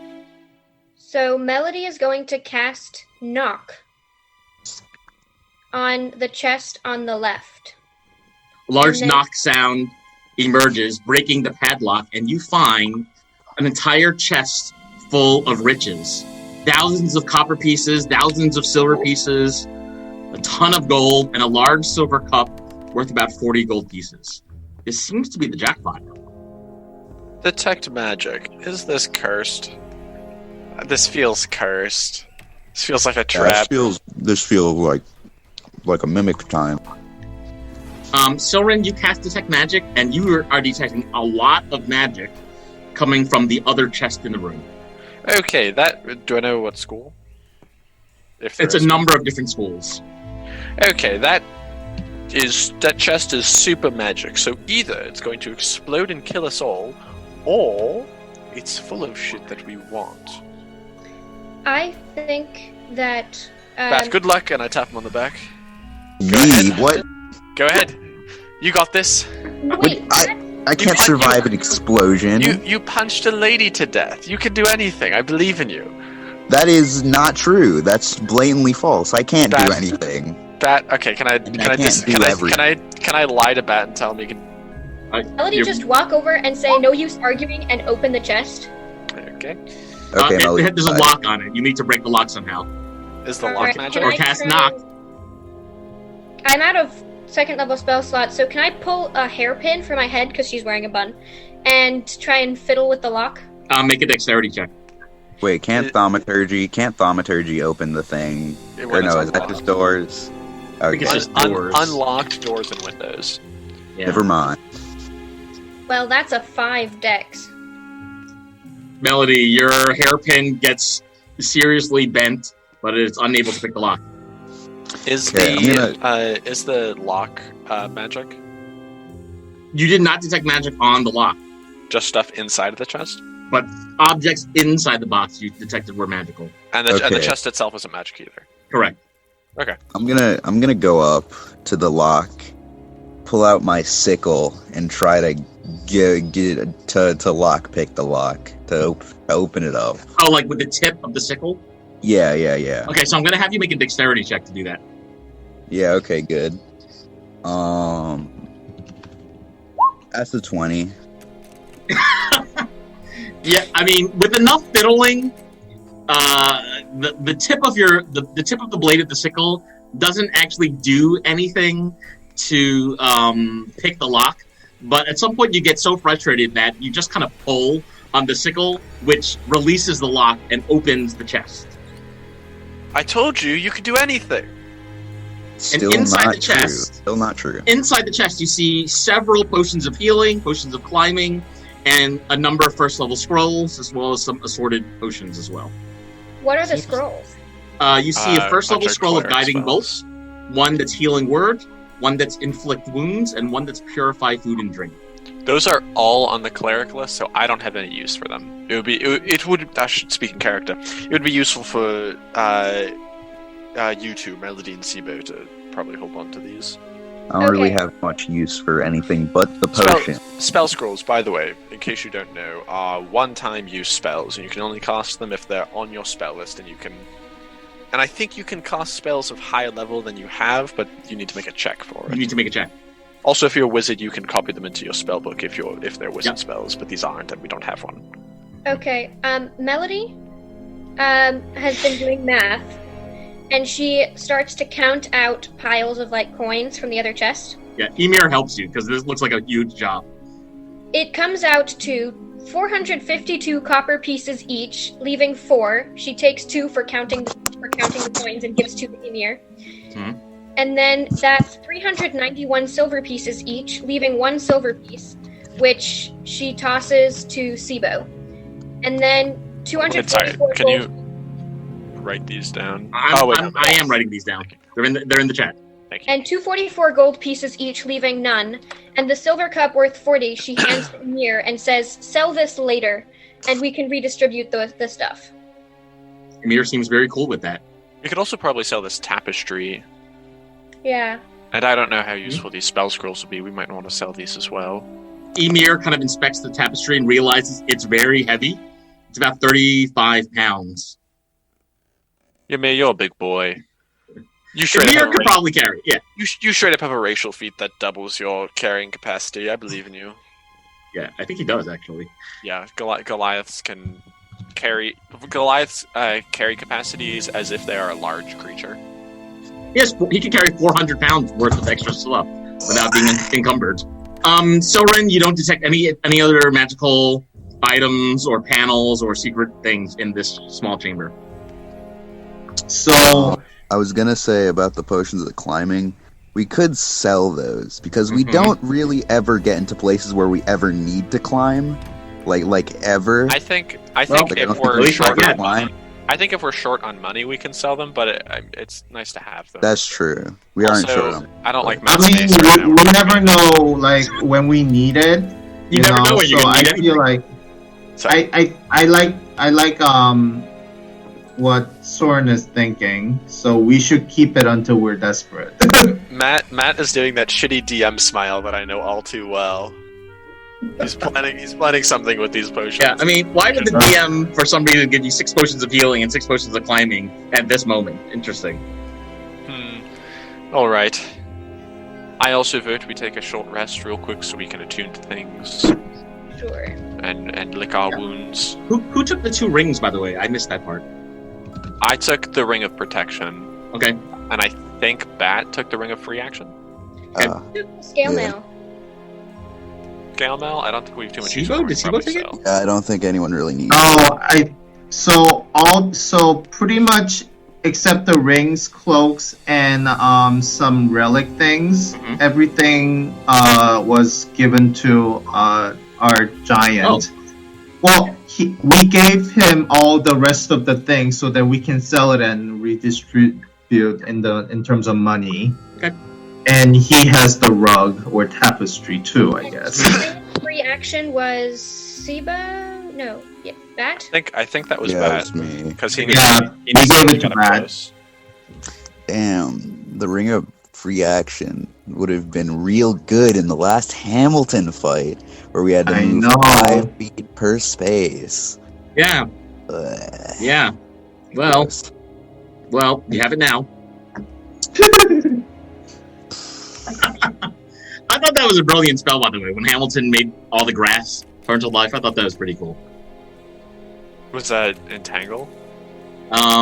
Grow plants, it's called. Plant growth. Yeah. Yeah. That one's a motherfucker. Yeah. So short rest, everybody? Yeah, and I'm gonna do the counting of all the money and stuff and the items that I'm getting because this is a lot. Can I add back short rest things, or do we need to? Yeah, no, you should. Okay, cool. Yeah, if you're gonna heal hit points, use your hit dice. Go ahead and do that. Channel Divinity is back, and also I'm attuned to the Ring of Protection, which is Alright. Huggers. Yeah, Bat, if you want to use this time to attune, you can to that ring. And it's still only your first full day in Zadash. So, but at this point, it's around 2 something in the afternoon. Like, there's plenty of day left to do stuff in town. Are we? I don't really know, because we just kind of stumbled onto this. Do we tell someone? We get arrested for telling someone? I don't know. I don't. In my professional experience involving law enforcement and these sorts of things, usually doesn't end well. Just a bunch of red tape. You know, they don't help much with these things. I personally would like to go back and continue my training. Alright. Yeah, that's fair. Because I want me some motherfucking level 4. And Melody will go and try and find an actual book to teach her to learn to speak feline. Which was the... Learn to speak. Wait. No, Melody's gonna draw Emir aside. If we head back up... Well, are we heading back up? Yeah. Now live here forever. Oh, we should probably talk to the dude, the captive. He did kind of leave him upstairs. He's at the Yes, you bar. did. He went over to the bar. Yeah, he went to the Black Farm. Should we do something with these bodies? let's incinerate. Okay, question. Can Toll the Dead? I remember last time you said that when Toll the Dead killed a guy, he just evaporated into nothing, like a pile of ash. In the prison, he told the dead someone. He told the dead someone. That might have just been flavor for necrotic damage. Yeah. So, but could we use it as a way to get rid of these bodies? The bodies? Because technically they're dead. Wither them away to dust? Naturally, and that would wither them away. Yeah, if you want to. Okay, cool. I'll do that. I mean, it's a lot of bodies, though. So how many times are you casting this thing? It It works on one creature per spell. Yes, but it's a cantrip. Oh, it's a cantrip. You can do it over and over. Yep. All right, so someone's going to spend a few minutes just like walking around pointing at things. Yeah. I I form a little spectral bell in my hand every time. It was nice knowing you, is what I would say if it was, but it wasn't, so fuck off. Melody's going to go to the body of the dog. I assume the grubs are dead. Mm-hmm. So she's going to prestidigitate the dog clean from all the blood she smeared on it. Okay. And also all of its own blood currently on it. Yes. Yeah. So it's dead but clean. This puppy, this dog Lucy, the poodle. Mm-hmm. And she's gently going to pick it up, grab, as he's going around, she's going to pause Silrin before he incinerates there's a set of common clothes on Caloric. Yeah. She's going to grab the set of common clothes and wrap Lucy up in the cloak that was in there. So that she's like shrouded, and then she's going to just hold the body as he finishes up what he's doing. She'll take Lucy with her. Somewhat heavy. It's about 20 pounds, this dog. The party heads back up the stairs, and you see it's gotten a little bit busy. Oh, also, could you prestidigitate all of us so we're not covered in blood? Yeah, sure. She goes Thank around. you. She's like, boop, boop, boop, boop. You're all clean. Just wanted to check that before we, went out to public. I'm sort of getting dulled to the sensation of being covered in blood, so it's good to, remember that. What about covered in spit? That wasn't me. Covered in spit, covered in blood, covered in... Or covered in rot grub goo. Yes, but we're all clean now. Okay, everybody's clean. We're back in the library, and you see the librarian is kind of minding the other patrons. It seems to be the traffic has picked up a little bit in the library, but you've made your way back to the main floor of the library. It's around 2:20 in the afternoon. Melody is going to disorganize the books. Okay, and the door to the basement hallway shuts. What if you just took the books out and put them somewhere else, just in the library, or just, I don't know. Also, I was kind of thinking that is it possible that we can use that space now that everything is nice and clean and gone? Can we use it as like our private meeting room or some kind of like maybe there's even beds there too. Yeah. I mean, it isn't a building that we don't own, and we don't know who owns that room. Yeah, I feel like if we just become super regular patrons and never check out a book, that would be a bit conspicuous. Yeah. Oh, you back again. This could be our panic room, I guess. Yeah. Sure. And if like cultists come back and then they're like, "Hey, you're not fucking cultists," and then they stab us, and it's like, oh. That's why you got to wear the cloak. Yeah. Oh, yeah. So I'm sorry. I didn't follow up on something. When I asked you earlier to roll an intelligence check, that was to get two different memories. One memory was of how much money you made in the Piranha catacombs. The other memory is that you remember Caloric saying that there was a southern branch, which is in Piranha, and there was a northern branch of the cultists, which is in the next northernmost city of the Seven Sisters, which is a small city called Adamika. Sure. I mean, I'm going to be honest.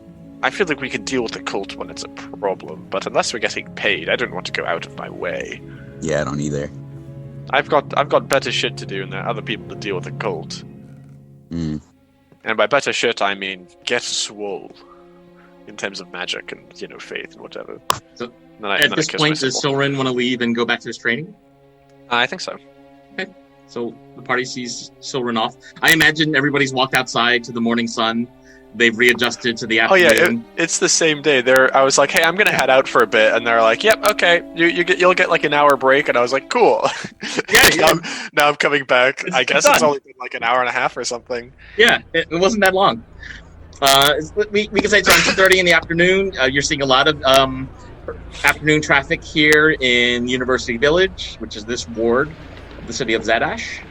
What would the party like to do? So I was thinking maybe we can start selling all of these things because they're heavy, first of all.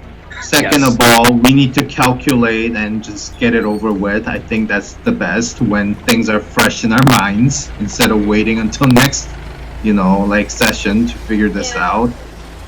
And third of all, I actually would like to hold on to all the first level spell scrolls just in case. And then if we can make use of it in our future fights, I can distribute to people who can make use of it. But can I hold on to all 4 of them just in case? Yeah, sure. And I guess. I don't see why not. Any objections? Well, actually, How about this? I will hold on to them, and they may come in use at some point. But if we are low on money, these can be some of the first things to sell. Okay, so Soren would take them. And Matt, we're gonna go to the store. Which store are we going? People, any ideas? Magic store? Well, yeah, you're in University Village, so there's the magic store, there's the weapon shop, there is the prosthetic shop, and the pub. Let's go to magic shop and try to sell as much. And then we'll go to armory and sell as much. And then we'll calculate after. Okay.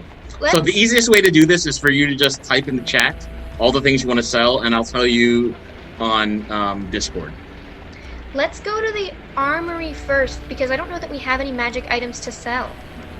It might. Okay, armory it is. Go to the armory. Actually, wait, before they leave, can I hand just like someone 45 gold pieces and say, can you pick me up a thing of studded leather?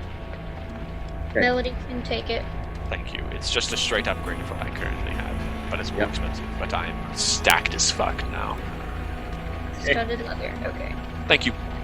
Yep. So the group heads over to the armory, which once again it's called the Bloody Cleaver. It's run by a friendly female giant. She's 7 foot tall. Her name is Ginny. And she recognizes Sibo and says, Rager, your scale mail is not done yet. We're here for other businesses. We have a bunch of items that we actually want to sell. Ooh, gimme. What do you have? I'm typing it up.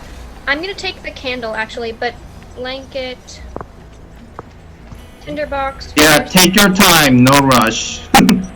But yeah, while Melody works, Bat or Emir or Sibo, if you want to have a conversation with Ginny, you can. I don't really have anything to say to her. I don't know. She's staring at the party. I'm staring back, menacingly. Emir goes, well, this is what we've got, and he hands over a whole armful of stuff to her. She says, alright, well, this stuff for Cyric, I definitely don't want. These masks smell like human sweat. Definitely don't want these, but these maces, the cleavers, the leather, the scale mail, I could do some modifications on these. If you give me a moment, I will tell you how much gold I can give you. Thank you. All right, so I've calculated how much everything is worth to her. She said she's willing to give you 44 gold and 5 silver for the lot. Sounds like it's kind of lowballing us. Could we round that up to 45 gold? That's just 5 silver. I've heard that, Monk, and it's not like you look like an adept at the anvil. I mean, I'm not. That's not my job. It's my dog. And I set the prices at my shop. Yes, my dear Melody. It sounds like you're giving us. It sounds like you're going kind of low though. She steps between the two of them and looks up at the armorer and says, "Thank you. We appreciate your offer, but we were wondering, since we risked our lives to gather this, if you would pity us and perhaps give us 50 gold pieces instead. After all, these are battle-tested and yet have stood to remain strong and have many more years of good fight in them." Make a persuasion check. I really hope so. That's a 13. She says, "Listen, I've seen many adventurers like you. This is Zadaxi, after all. And if you want to try your luck near Malo Misto by the weapon shop over there, you can, but I've got the best prices in town. And to be frank, some of this armor smells absolutely horrible. What creatures are wearing this? Well, They look worn in the arms. They don't look in the top of shape." well, thank you for it. We'll take what you offer. Here you go. And she gives you 44 gold and 5 silvers. Thank you. You're welcome. Can I take the gold, or should we? Because let's see. She's actually going to say, and I've got. Do you happen to have a set of studded leather in your inventory? I do. How much would you be asking for it? 44 gold. All right, here's 44 gold. She hands her the gold that Silrin gave her and keeps one piece. She thanks you for your business. You are very welcome.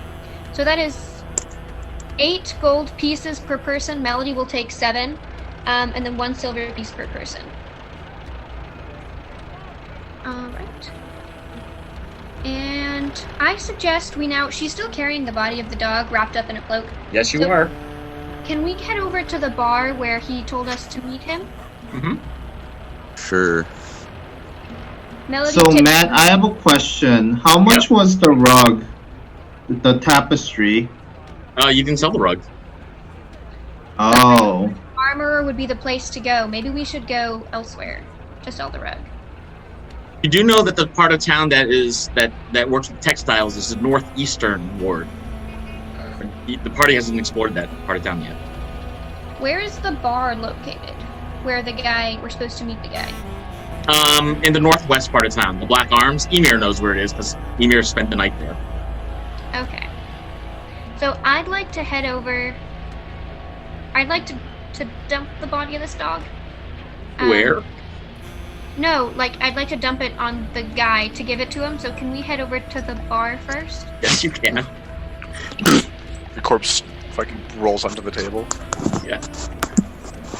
Alright, so the party makes their way first to the center square of town, where you see the midday sales at the cheese cellar, the greengrocers, and whatnot. And then you turn northwest into Mariner Town, which is the northwest quadrant of the city of Zadaxi, and you make your way to the Black Arms Tavern, where Emir has spent the night before.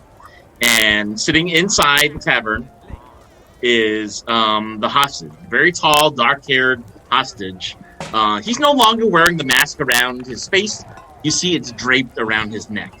And he looks very sad, very upset, and he's drinking from small shot glasses, what looks to be a terrifyingly brown substance. Melody walks up to him and bows her head and says, "Hello. We are the adventurers who rescued you from the cultists. I'm afraid we have bad news." It's Lucy, isn't it? He looks at you, tears in his eyes. "I'm so sorry, but there was nothing we could really do." May I see her body?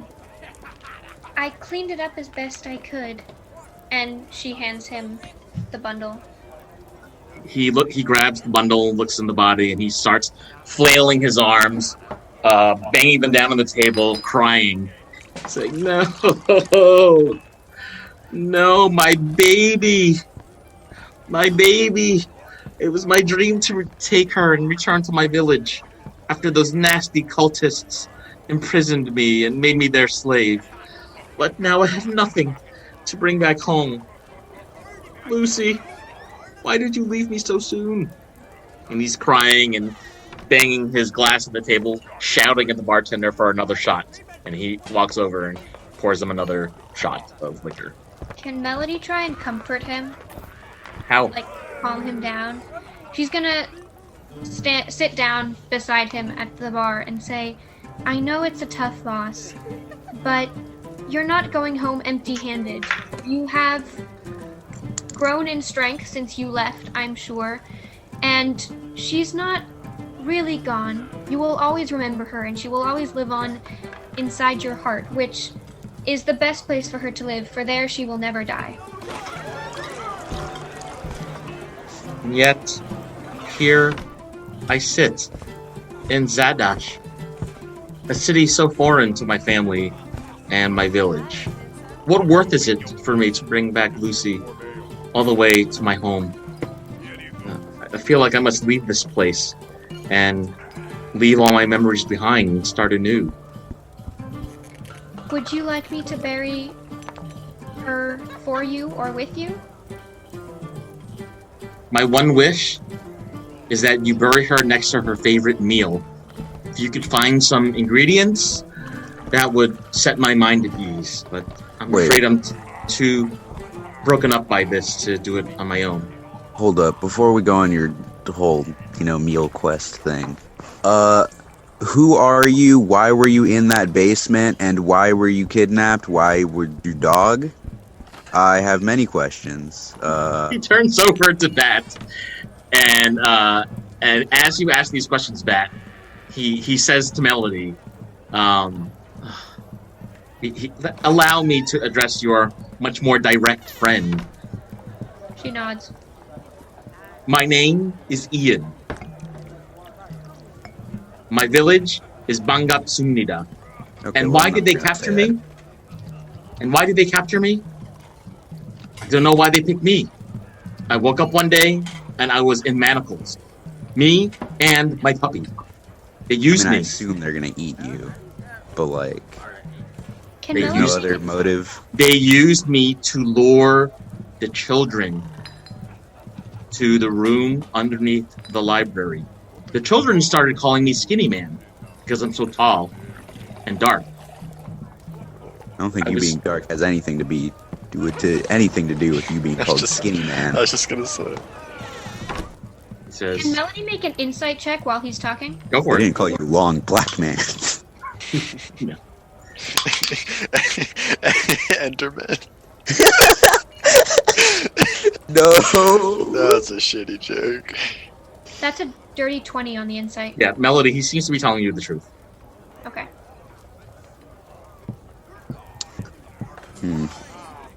I had it really bad. I never wanted to be one to harm anyone. So they found me, someone innocent, and used the one thing that I loved against me, my puppy. That and my family, of course. And because they had captured Lucy, I felt that I had to follow their every instruction to keep hope that one day I could be set free. Okay. Well, what ingredients were you asking for Lucy? Beef, garlic, cabbage. She raises her eyebrows. Garlic? For a dog? My dog eats what I eat. Well, I've never known a dog to survive eating a lot of garlic, but if she wants some, I will go look. My dog eats all the recipes from my home village. Jjigae, mandu, sundubu, she eats it all. Hope they don't make chocolate. He says, if you could do me the good favor of apologizing to the orphanage. I am most upset by this turn of events, and I feel that we must bury Lucy and I must return home. I agree, and I'm happy to go with you to apologize, but I'm afraid I will not do it alone. I think the words need to come from you. Well, as you were, it's perhaps my apology enough to leave this city. And he slams his glass down on the bar and asks for another drink, and the bartender comes back and refills his glass. He's starting to look very inebriated, actually, at this point. She looks flatly at the bartender and shakes her head. The bartender flashes a smile at you and said, "Would you like one?" No. Well, then leave him be. He wants one. I serve him. She sighs and hops down from the stool. Well, what do you all want to do? Turning to the party. I mean, I guess we have to get the ingredients for this dog burial, which I don't feel too strongly about. But it also kind of was our fault that the dog died. Well, we were related to the dog dying. So, I mean, we should probably do that out of, obligation. But if there's anything else you want to do, I'm open to ideas. Melody looks up at the bartender and asks, do you all have any cabbage, beef, or garlic on hand? Yeah, I have all three. How much would you okay, charge that was for easy. some? I don't know, 6 silvers? Is this a serving for one or a serving for your whole party? Serving for one. 6 silvers. She turns to Ian. Would you be willing to pay that? We've found a source of her favorite meal. He sticks his tongue out at you and says, I don't have any money. I was a hostage these past It few is weeks. really not that big of a deal if we pay. She hands the bartender 6 silvers. The bartender returns with all the ingredients you've asked for. She says, all right, well, would you like to come with us as we go bury Lucy? He takes the ingredients and shouts at the bartender, Rahat, can I make a broth? Can I boil a broth back there? And Rahat waves over Ian to go behind the bar, behind the counter, and Rahat joins whoever's in the kitchen and takes the ingredients and starts cooking a broth with all the items. He's left the body of Lucy on the floor, and he's explained to you, I can take it from here. Just thanks for not killing me. Thanks for rescuing me. I do, in fact, owe you my life. And if you ever make your way to the western provinces and stop by the village of Bangapsunida, I'll be sure to greet you and take care of you there. But my soul weeps for my little one at the moment. She nods, and then something comes to mind. And she looks down embarrassed and says, and sorry for slapping you back there. But He says, yeah, it's okay. I figured it out. You were putting on a show. yes, and without that, I don't think it would have worked. Thanks to you, there was minimal damage, and they're all dead. You tried. We did our best. And with that... Oh, you know what? She's gonna hand him 5 coppers and 5 silvers and say, don't waste it all on drink, but get home safe. He winks at you and says, I will. Everybody in the party, including Silrin, go ahead and take an extra 40 experience points for bringing the body of Lucy back and hoping to prepare Lucy's last meal. It's now around 3-something in the afternoon. Plenty of daylight left. What would the party like to do? I mean, I don't know. Does anyone else want to do something? Well, it looks like he's gonna bury the dog without our help, so Yeah, he's gonna do it. Oh, okay, never mind. I'm happy to go and see if I can find somebody to teach me to speak feline. Oh, yeah, you still want to do that. And if Are you saying that out loud, Melody? Yes. Rahat overhears you, and he says, oh, somebody to speak feline? What do you mean exactly? Well, I have this kitten. She draws Twitch out of her pouch, and I would love to communicate with it, and I'm afraid I don't know the words to. I've got time to learn it, tucks Twitch back and starts petting her, but I wish I could speak to cats, I suppose. He ponders and says, Well, our pub is relatively clean here at the Black Arms, but Malo Misto is one of the, let's say, seedier, more affordable options in town, and I've seen a lot of cats over there. So have I, but the cats themselves were unresponsive. I used to speak with animals. Do you think there's someone there in the bar that perhaps could teach me? I think so. Maybe you should check it out. Have you spoken to folks over there? Just the cats. They were unfriendly. He notices also that Bat carries a rat in his pocket and says, is your party okay around cats with you carrying a rat and whatnot? I hate cats, and they are dumb and stupid. However, Melody wants to learn to speak to cats, so, like, whatever, I'll deal with it. Take a tip from me. We do have a bartenders guild in town, sort of. It's unofficial, but I know the barkeep over there, the elf, Guillaume. Just speak with him, and he'll tell you about, the real stuff that's going on in the city, the dirty stuff, and he's bound to know somebody who knows how to speak to cats. And if not speak to cats, speak to rats. And he winks at you. Me? At the party. Okay, sounds promising. Thank you. Shall we head over there? Sure, let's head over. Right. So the party once again. Is that the one where the goblin lady pissed? Yep. Gross. Ew. The party crosses back towards the People Square, which is the center area of town, and then walks into the southeast ward of the city. As you cross the center square into the ward, you see the town crier shouting something about missing packages.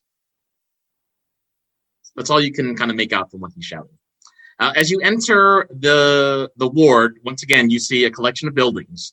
The town orphanage, Malo Misto, the pub. There is a weapon shop, and a lot of children in the street performing acrobatic tricks and whatnot. What would you like to do? Well, Melody raises an eyebrow at the party and points at the pub. I'll give a little nod, yes. Okay. Interestingly, you're noticing Wasabi's really clapping his hands and jumping about. He seems to be excited about whatever you're about to do. Don't be excited. The only time we've interacted with someone from this bar is when a goblin lady randomly pissed on the street. In reaction to that, Wasabi is grinning from ear to ear, kind of hopping up and down. He seems to be very excited by this. Wasabi's fucking possessed by a ghost. Yeah, Wasabi's like a demon. Melody is gonna just walk into Malo Misto. Okay. So it's once again, Malo Misto is a 2-story building of half-timbered walls. You see dwarf wrought iron tables and chairs, magical torches lit throughout the interior. You see some doors to what must be the accommodations in this pub, in this tavern. So there's some accommodations on this floor as well as upstairs. It smells very much of tobacco. You see a lot of sailors with tattoos and eye patches and beards, mostly men. So lots of people are smoking pipes indoors. But the closer you get to the bar and the kitchen, you notice the distinct smell of sizzling deep-fried fish. It smells amazing, as well as several bubbling stew pots of Swiss chard and spinach. The innkeeper is a slender, white-haired, pale blue-skinned elf, male elf. You notice that both of his eyes are made of glass. Wait, sorry, the elf has blue skin? Yeah, pale blue skin. Pale blue skin. Both of his eyes are also not real. They're both made of glass. He's smoking a pipe, and he welcomes the party in and says, "Hello, travelers. Bienvenue. Welcome to Malo Misto." She nods. Hello. I'm looking for a specific skill. do you know someone who can speak to cats? As you say this, before he gets a chance to respond, you notice a little kid in the corner surrounded by much older men. This little kid has blonde hair, bright big eyes, looks to be age 8 or 9, and he's drinking beer. And when you pull up at the counter, he shouts at you, "You ass-breathing layabout, get out of my tavern!" And he slapped the table, and all the older sailors slap the table and laugh along with him, kind of grab him on the shoulder and say, good one, Sonny." Okay, I'm sliding over to this kid. I want to know what the fuck is wrong. What the fuck is up with him? Melody ignores him. The bartender speaks with you, Melody, and says, "Speak to cats. And tell me why it is that you would like to speak to cats." Well, I have a little one here. Draws Twitch out again. Pets Twitch. And I would love to be able to speak with him on my journeys. And I have the time to learn it, so why not?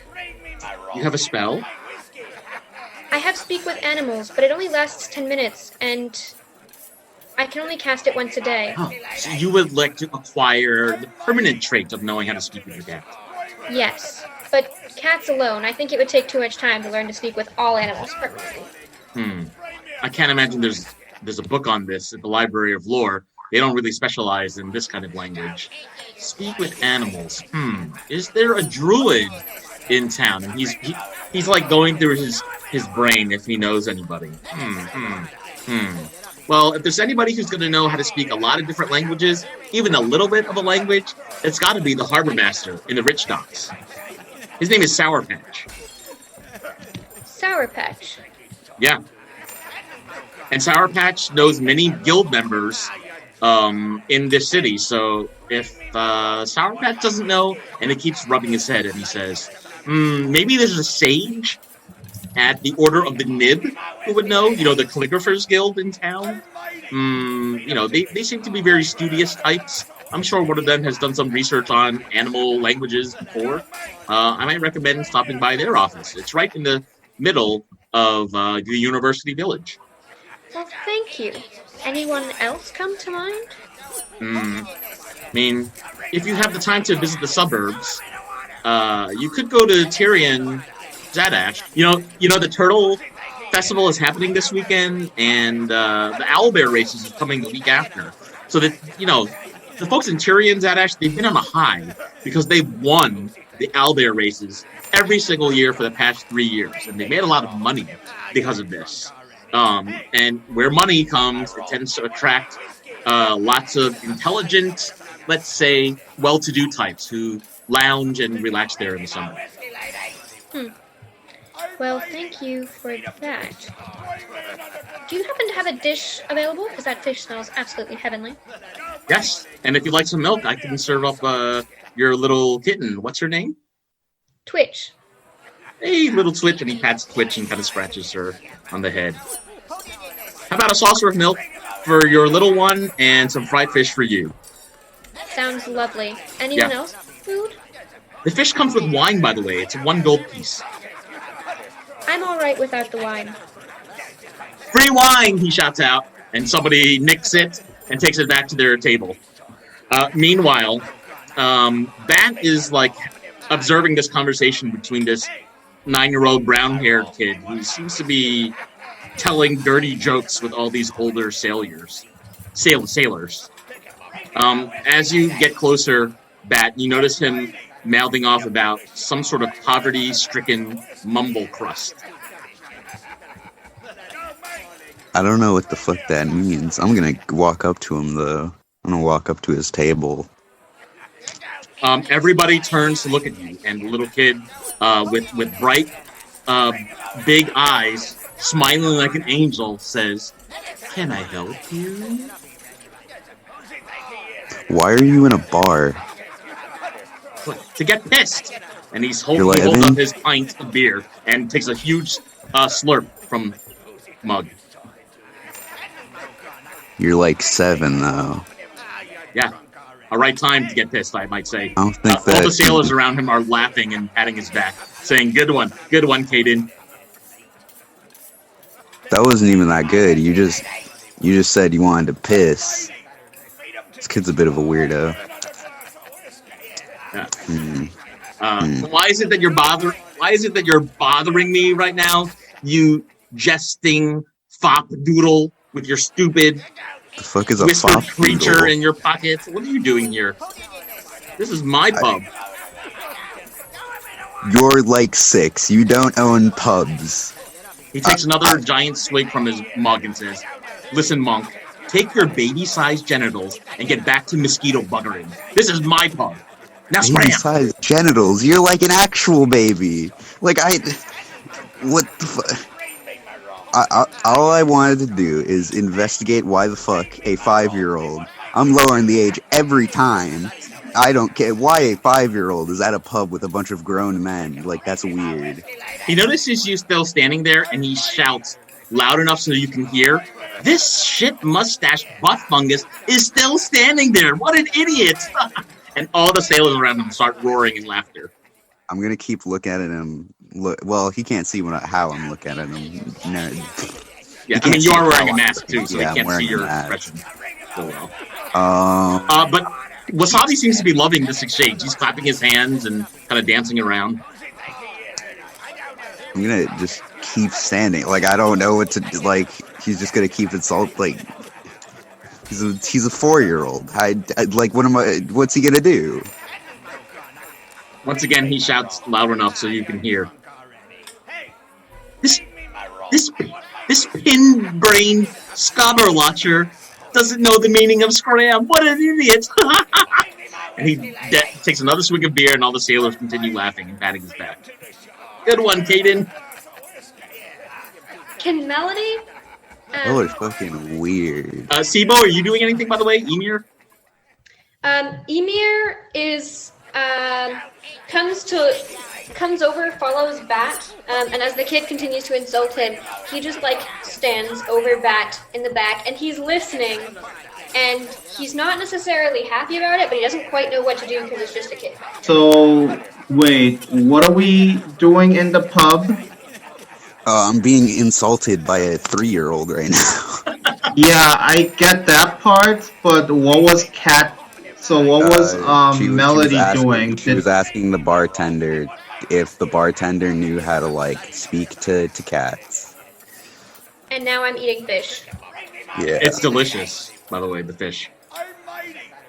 I'm gonna take Bad out so that.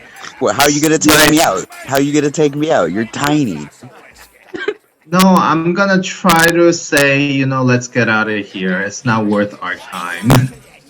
Bro, it's a 2-year-old at a bar hanging out with a bunch of pirates, insulting people. I'm trying to soothe you, I understand you're embarrassed and angry and I'm not embarrassed or angry. I'm just stunned, I guess. It's just very bizarre, and I need to know more. I need to know how this happened. Well, what are you gonna do about it then? Well, I mean, I'm already standing here. I guess I'll ask him some questions. Gonna lean over the table. Go, so why the fuck are you hanging out with a bunch of pirates in a bar? He stops drinking for a second and says, and moves his head around from left to right and says, "Hey, fellas, does anybody else sniff the stench of goblin urine just now?" and he slams his mug down. Punch you. And the sailors all look at you. Fucking gotta. And they're laughing. Someone's not there, but he says during his training, "Fucking got him," because he knows something is happening. Of course. Meanwhile, Sibo's taking a look around the room. He notices a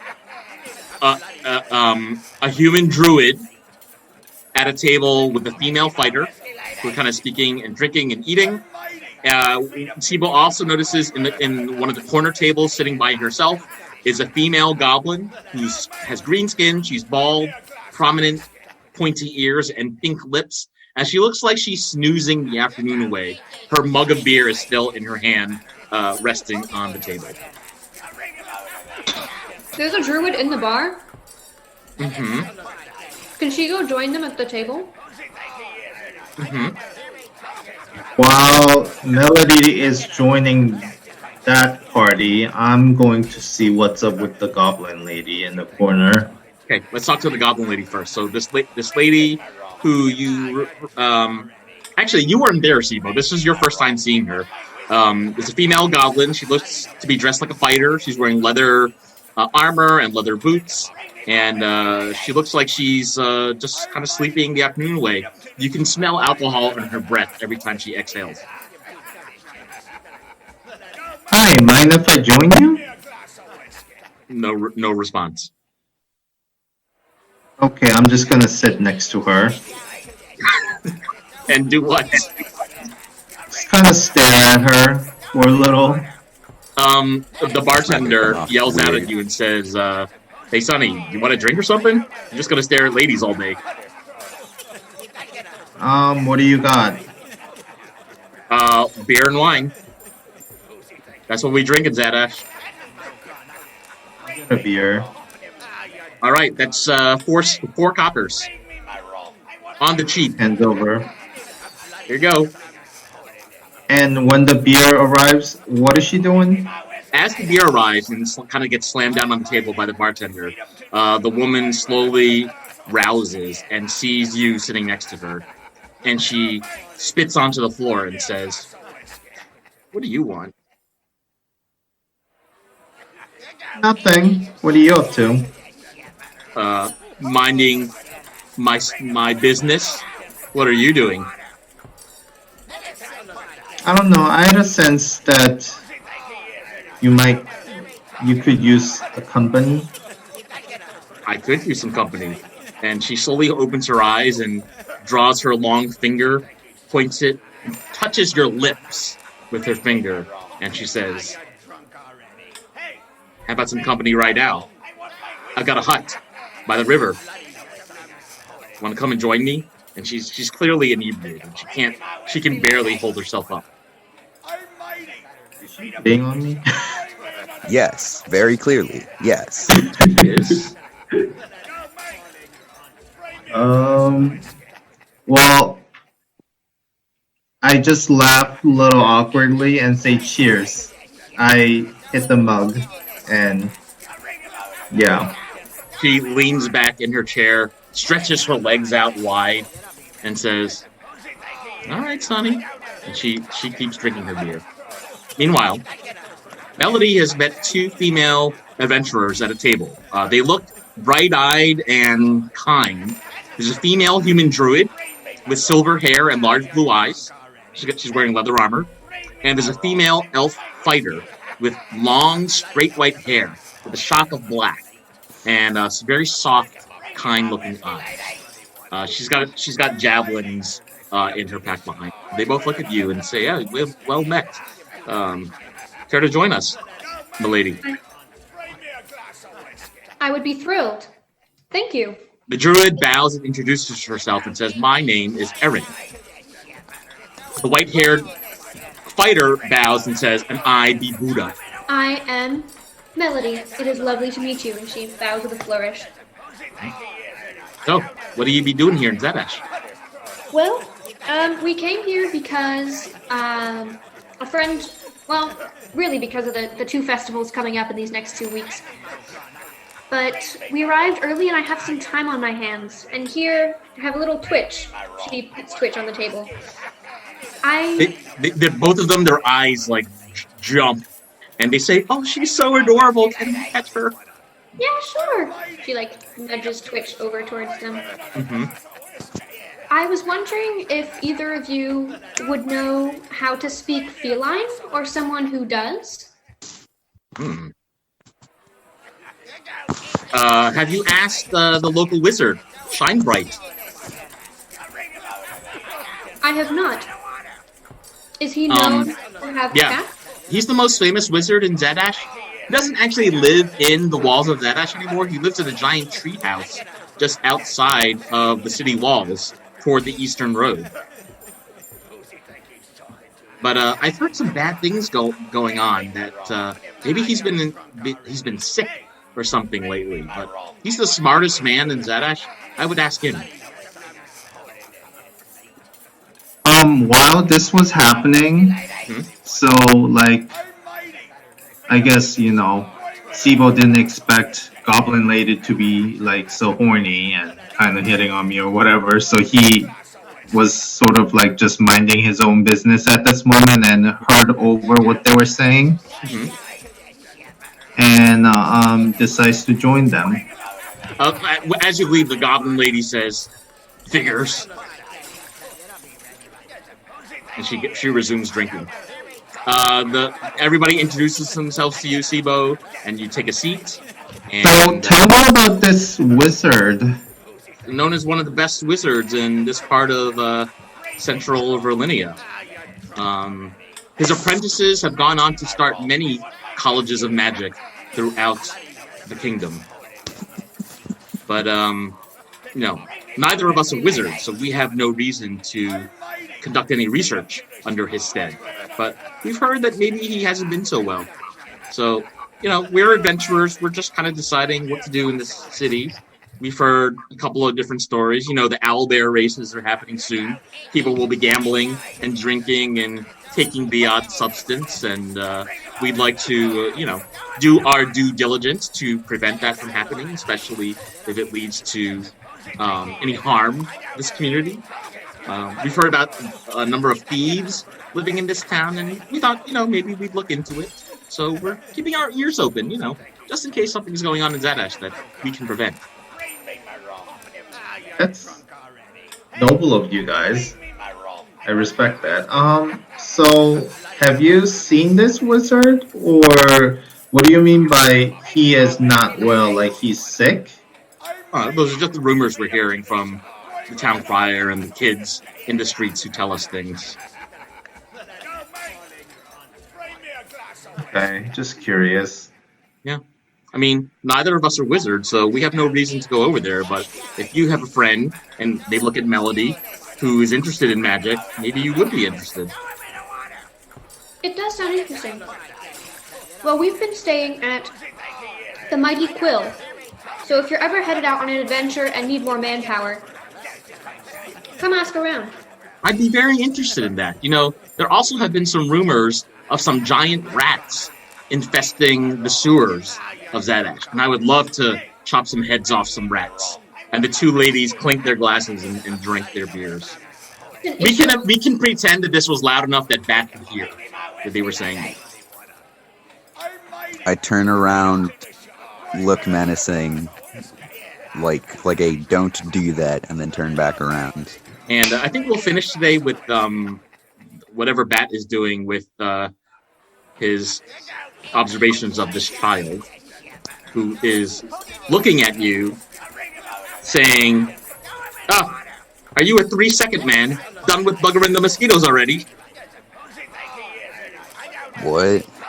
I don't know what that means. Are your ears plugged up as well? I'm gonna turn over to one of the pirate guys.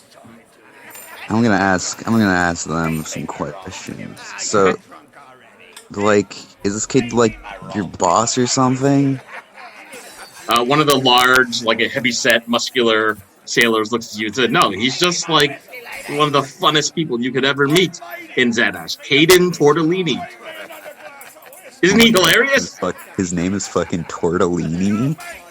Isn't he hilarious? You should join us." So while Sibo introduces himself to the table, Melody is going to cast Sleep so that it encompasses Caden, none of the others. She's not going to turn around. She's just going to cast on Caden. Okay. So this happens, and Bat notices that it happens, and the sailors all sort of shrug their shoulders and says, we're used to this. It's 3 o'clock. It's his nap time. He gets like this when he drinks half a beer. You did bring a 2-year-old to a bar, so... Oh, I mean, probably... We didn't bring him here. He's here, almost all the time. You just, let him be here? This is his table.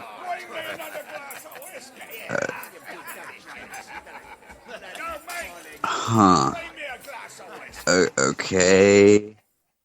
Can can children do that? Well, he just did, so it's happening, and we're in with his crew.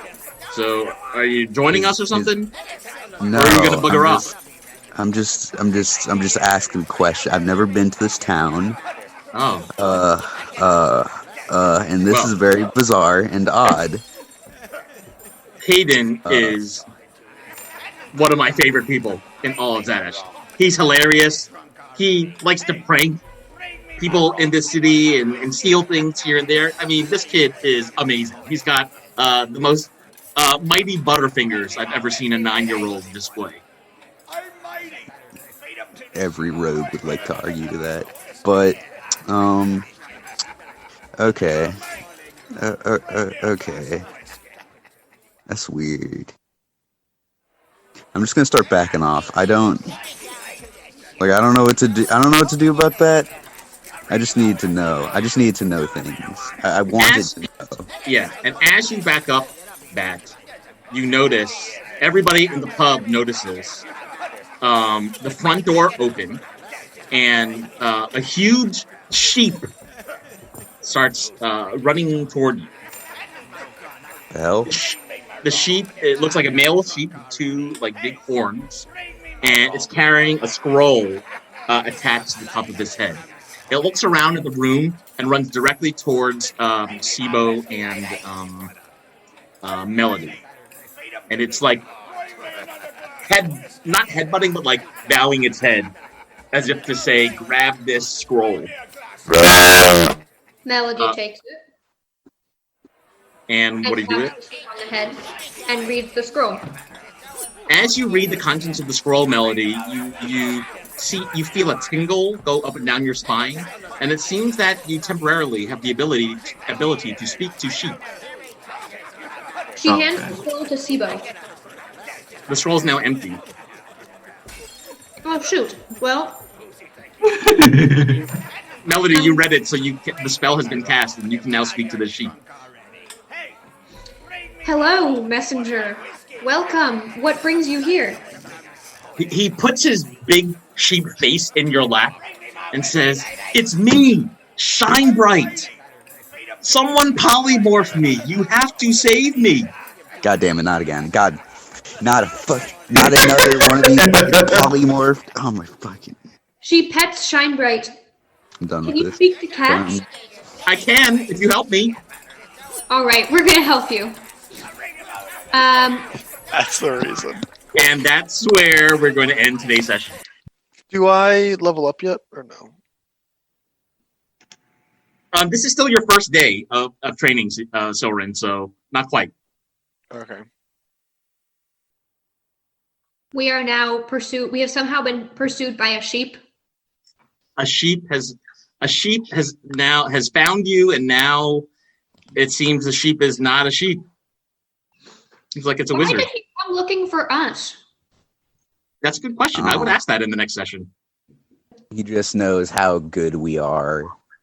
He saw us first and he was like, yeah, these guys are the best ones at the job. Oh, I mean, I will tell you this: the way that I narrated it, the sheep busted into the pub, looked around, so looked at everybody, and went directly towards Sibo and Melody. Perhaps there's a reason for that. Didn't even look at me though. Sad. No, maybe there's a reason for everything. I'm sure there Probably. is. Bat, what are you doing with this 9-year-old? I just wanted to know Oh, that's what a his deal bad was. sentence. Yeah, that is a very bad sentence. I know. I don't What think are you doing with this 9-year-old? I just wanted to know what his deal was, because having a little infant, a fetus in a bar drinking with a bunch of pirates is kind of weird. I just wanted to know what the fuck was. I wanted to know what was going on. I wanted to see what his deal was. That's it. Should we call social services? Perhaps If maybe. they had one. They don't have that back then. No, I mean, it's filled with pirates, so it makes sense that kid is drinking or something. It's just Looks like everything goes in this pub. What's this guy? What's this guy up? What's this guy up to? Why is there? I just wanted to know what his deal was. That's it. Yeah, well, you can continue to investigate if you like. So my question was, I heard a Korean word, and then is that the town that he's from, or what? What is it? The name of his home village is called Bangapsumnida. Yeah. What does that mean? Hey, I'm never gonna say that correctly, by the way. It's a Korean. I would try, but like I already forgot it. I posted it in the chat. You can see you it. did?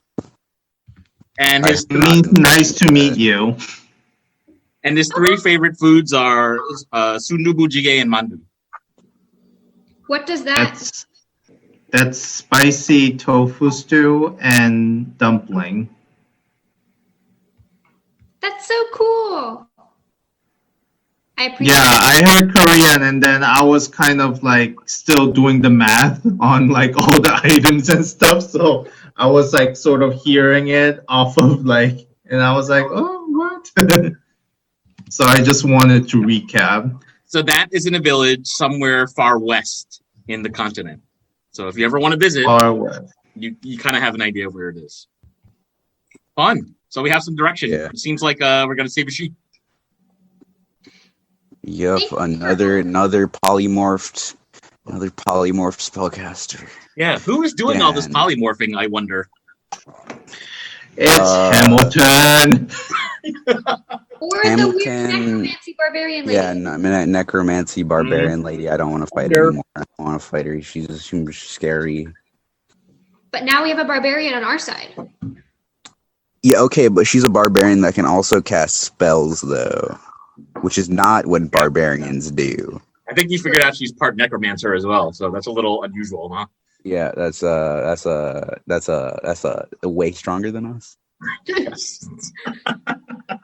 Well, I mean, we can come up with some creative tactics now that, and then also, you know, Soren's going to level up. Yeah, so Soren's that's going to help as well. So we'll see how it goes. And then, you know, like, I feel like we just, I don't know, like from our journey so far, it feels like the unfinished business just decided to just chase us all the time, like Hamilton. Yeah. And I feel like necromance, you know, like lady might be the same. So we might have to put an end or like, you know, take a pit, you know, like just, you know, put an end to everything. And just a thought. Thank you for ending the every session on a kind of cliffhanger. It's entertaining. Yeah, you're welcome. I try to do that sometimes. So this one I think worked today. And we'll see what happens. I mean, like I said, you could have I have lots of different plot lines, but I go with wherever you want to go. So if you just wanted to abandon the puppy, just let it die in the library, you could have done that. But that started a conversation with this kid, so now you know a little bit more about his backstory. If you wanted to pursue it, now the sheep has run into you, so that's kind of leading you in one direction. I have no reason to pursue. And I'm not going to say that. That sounds. You just know more facts. You know more facts about what's going on. I don't really need to know more. I just wanted to know the base level. That's it. All right, fair enough. Thank you, Matt.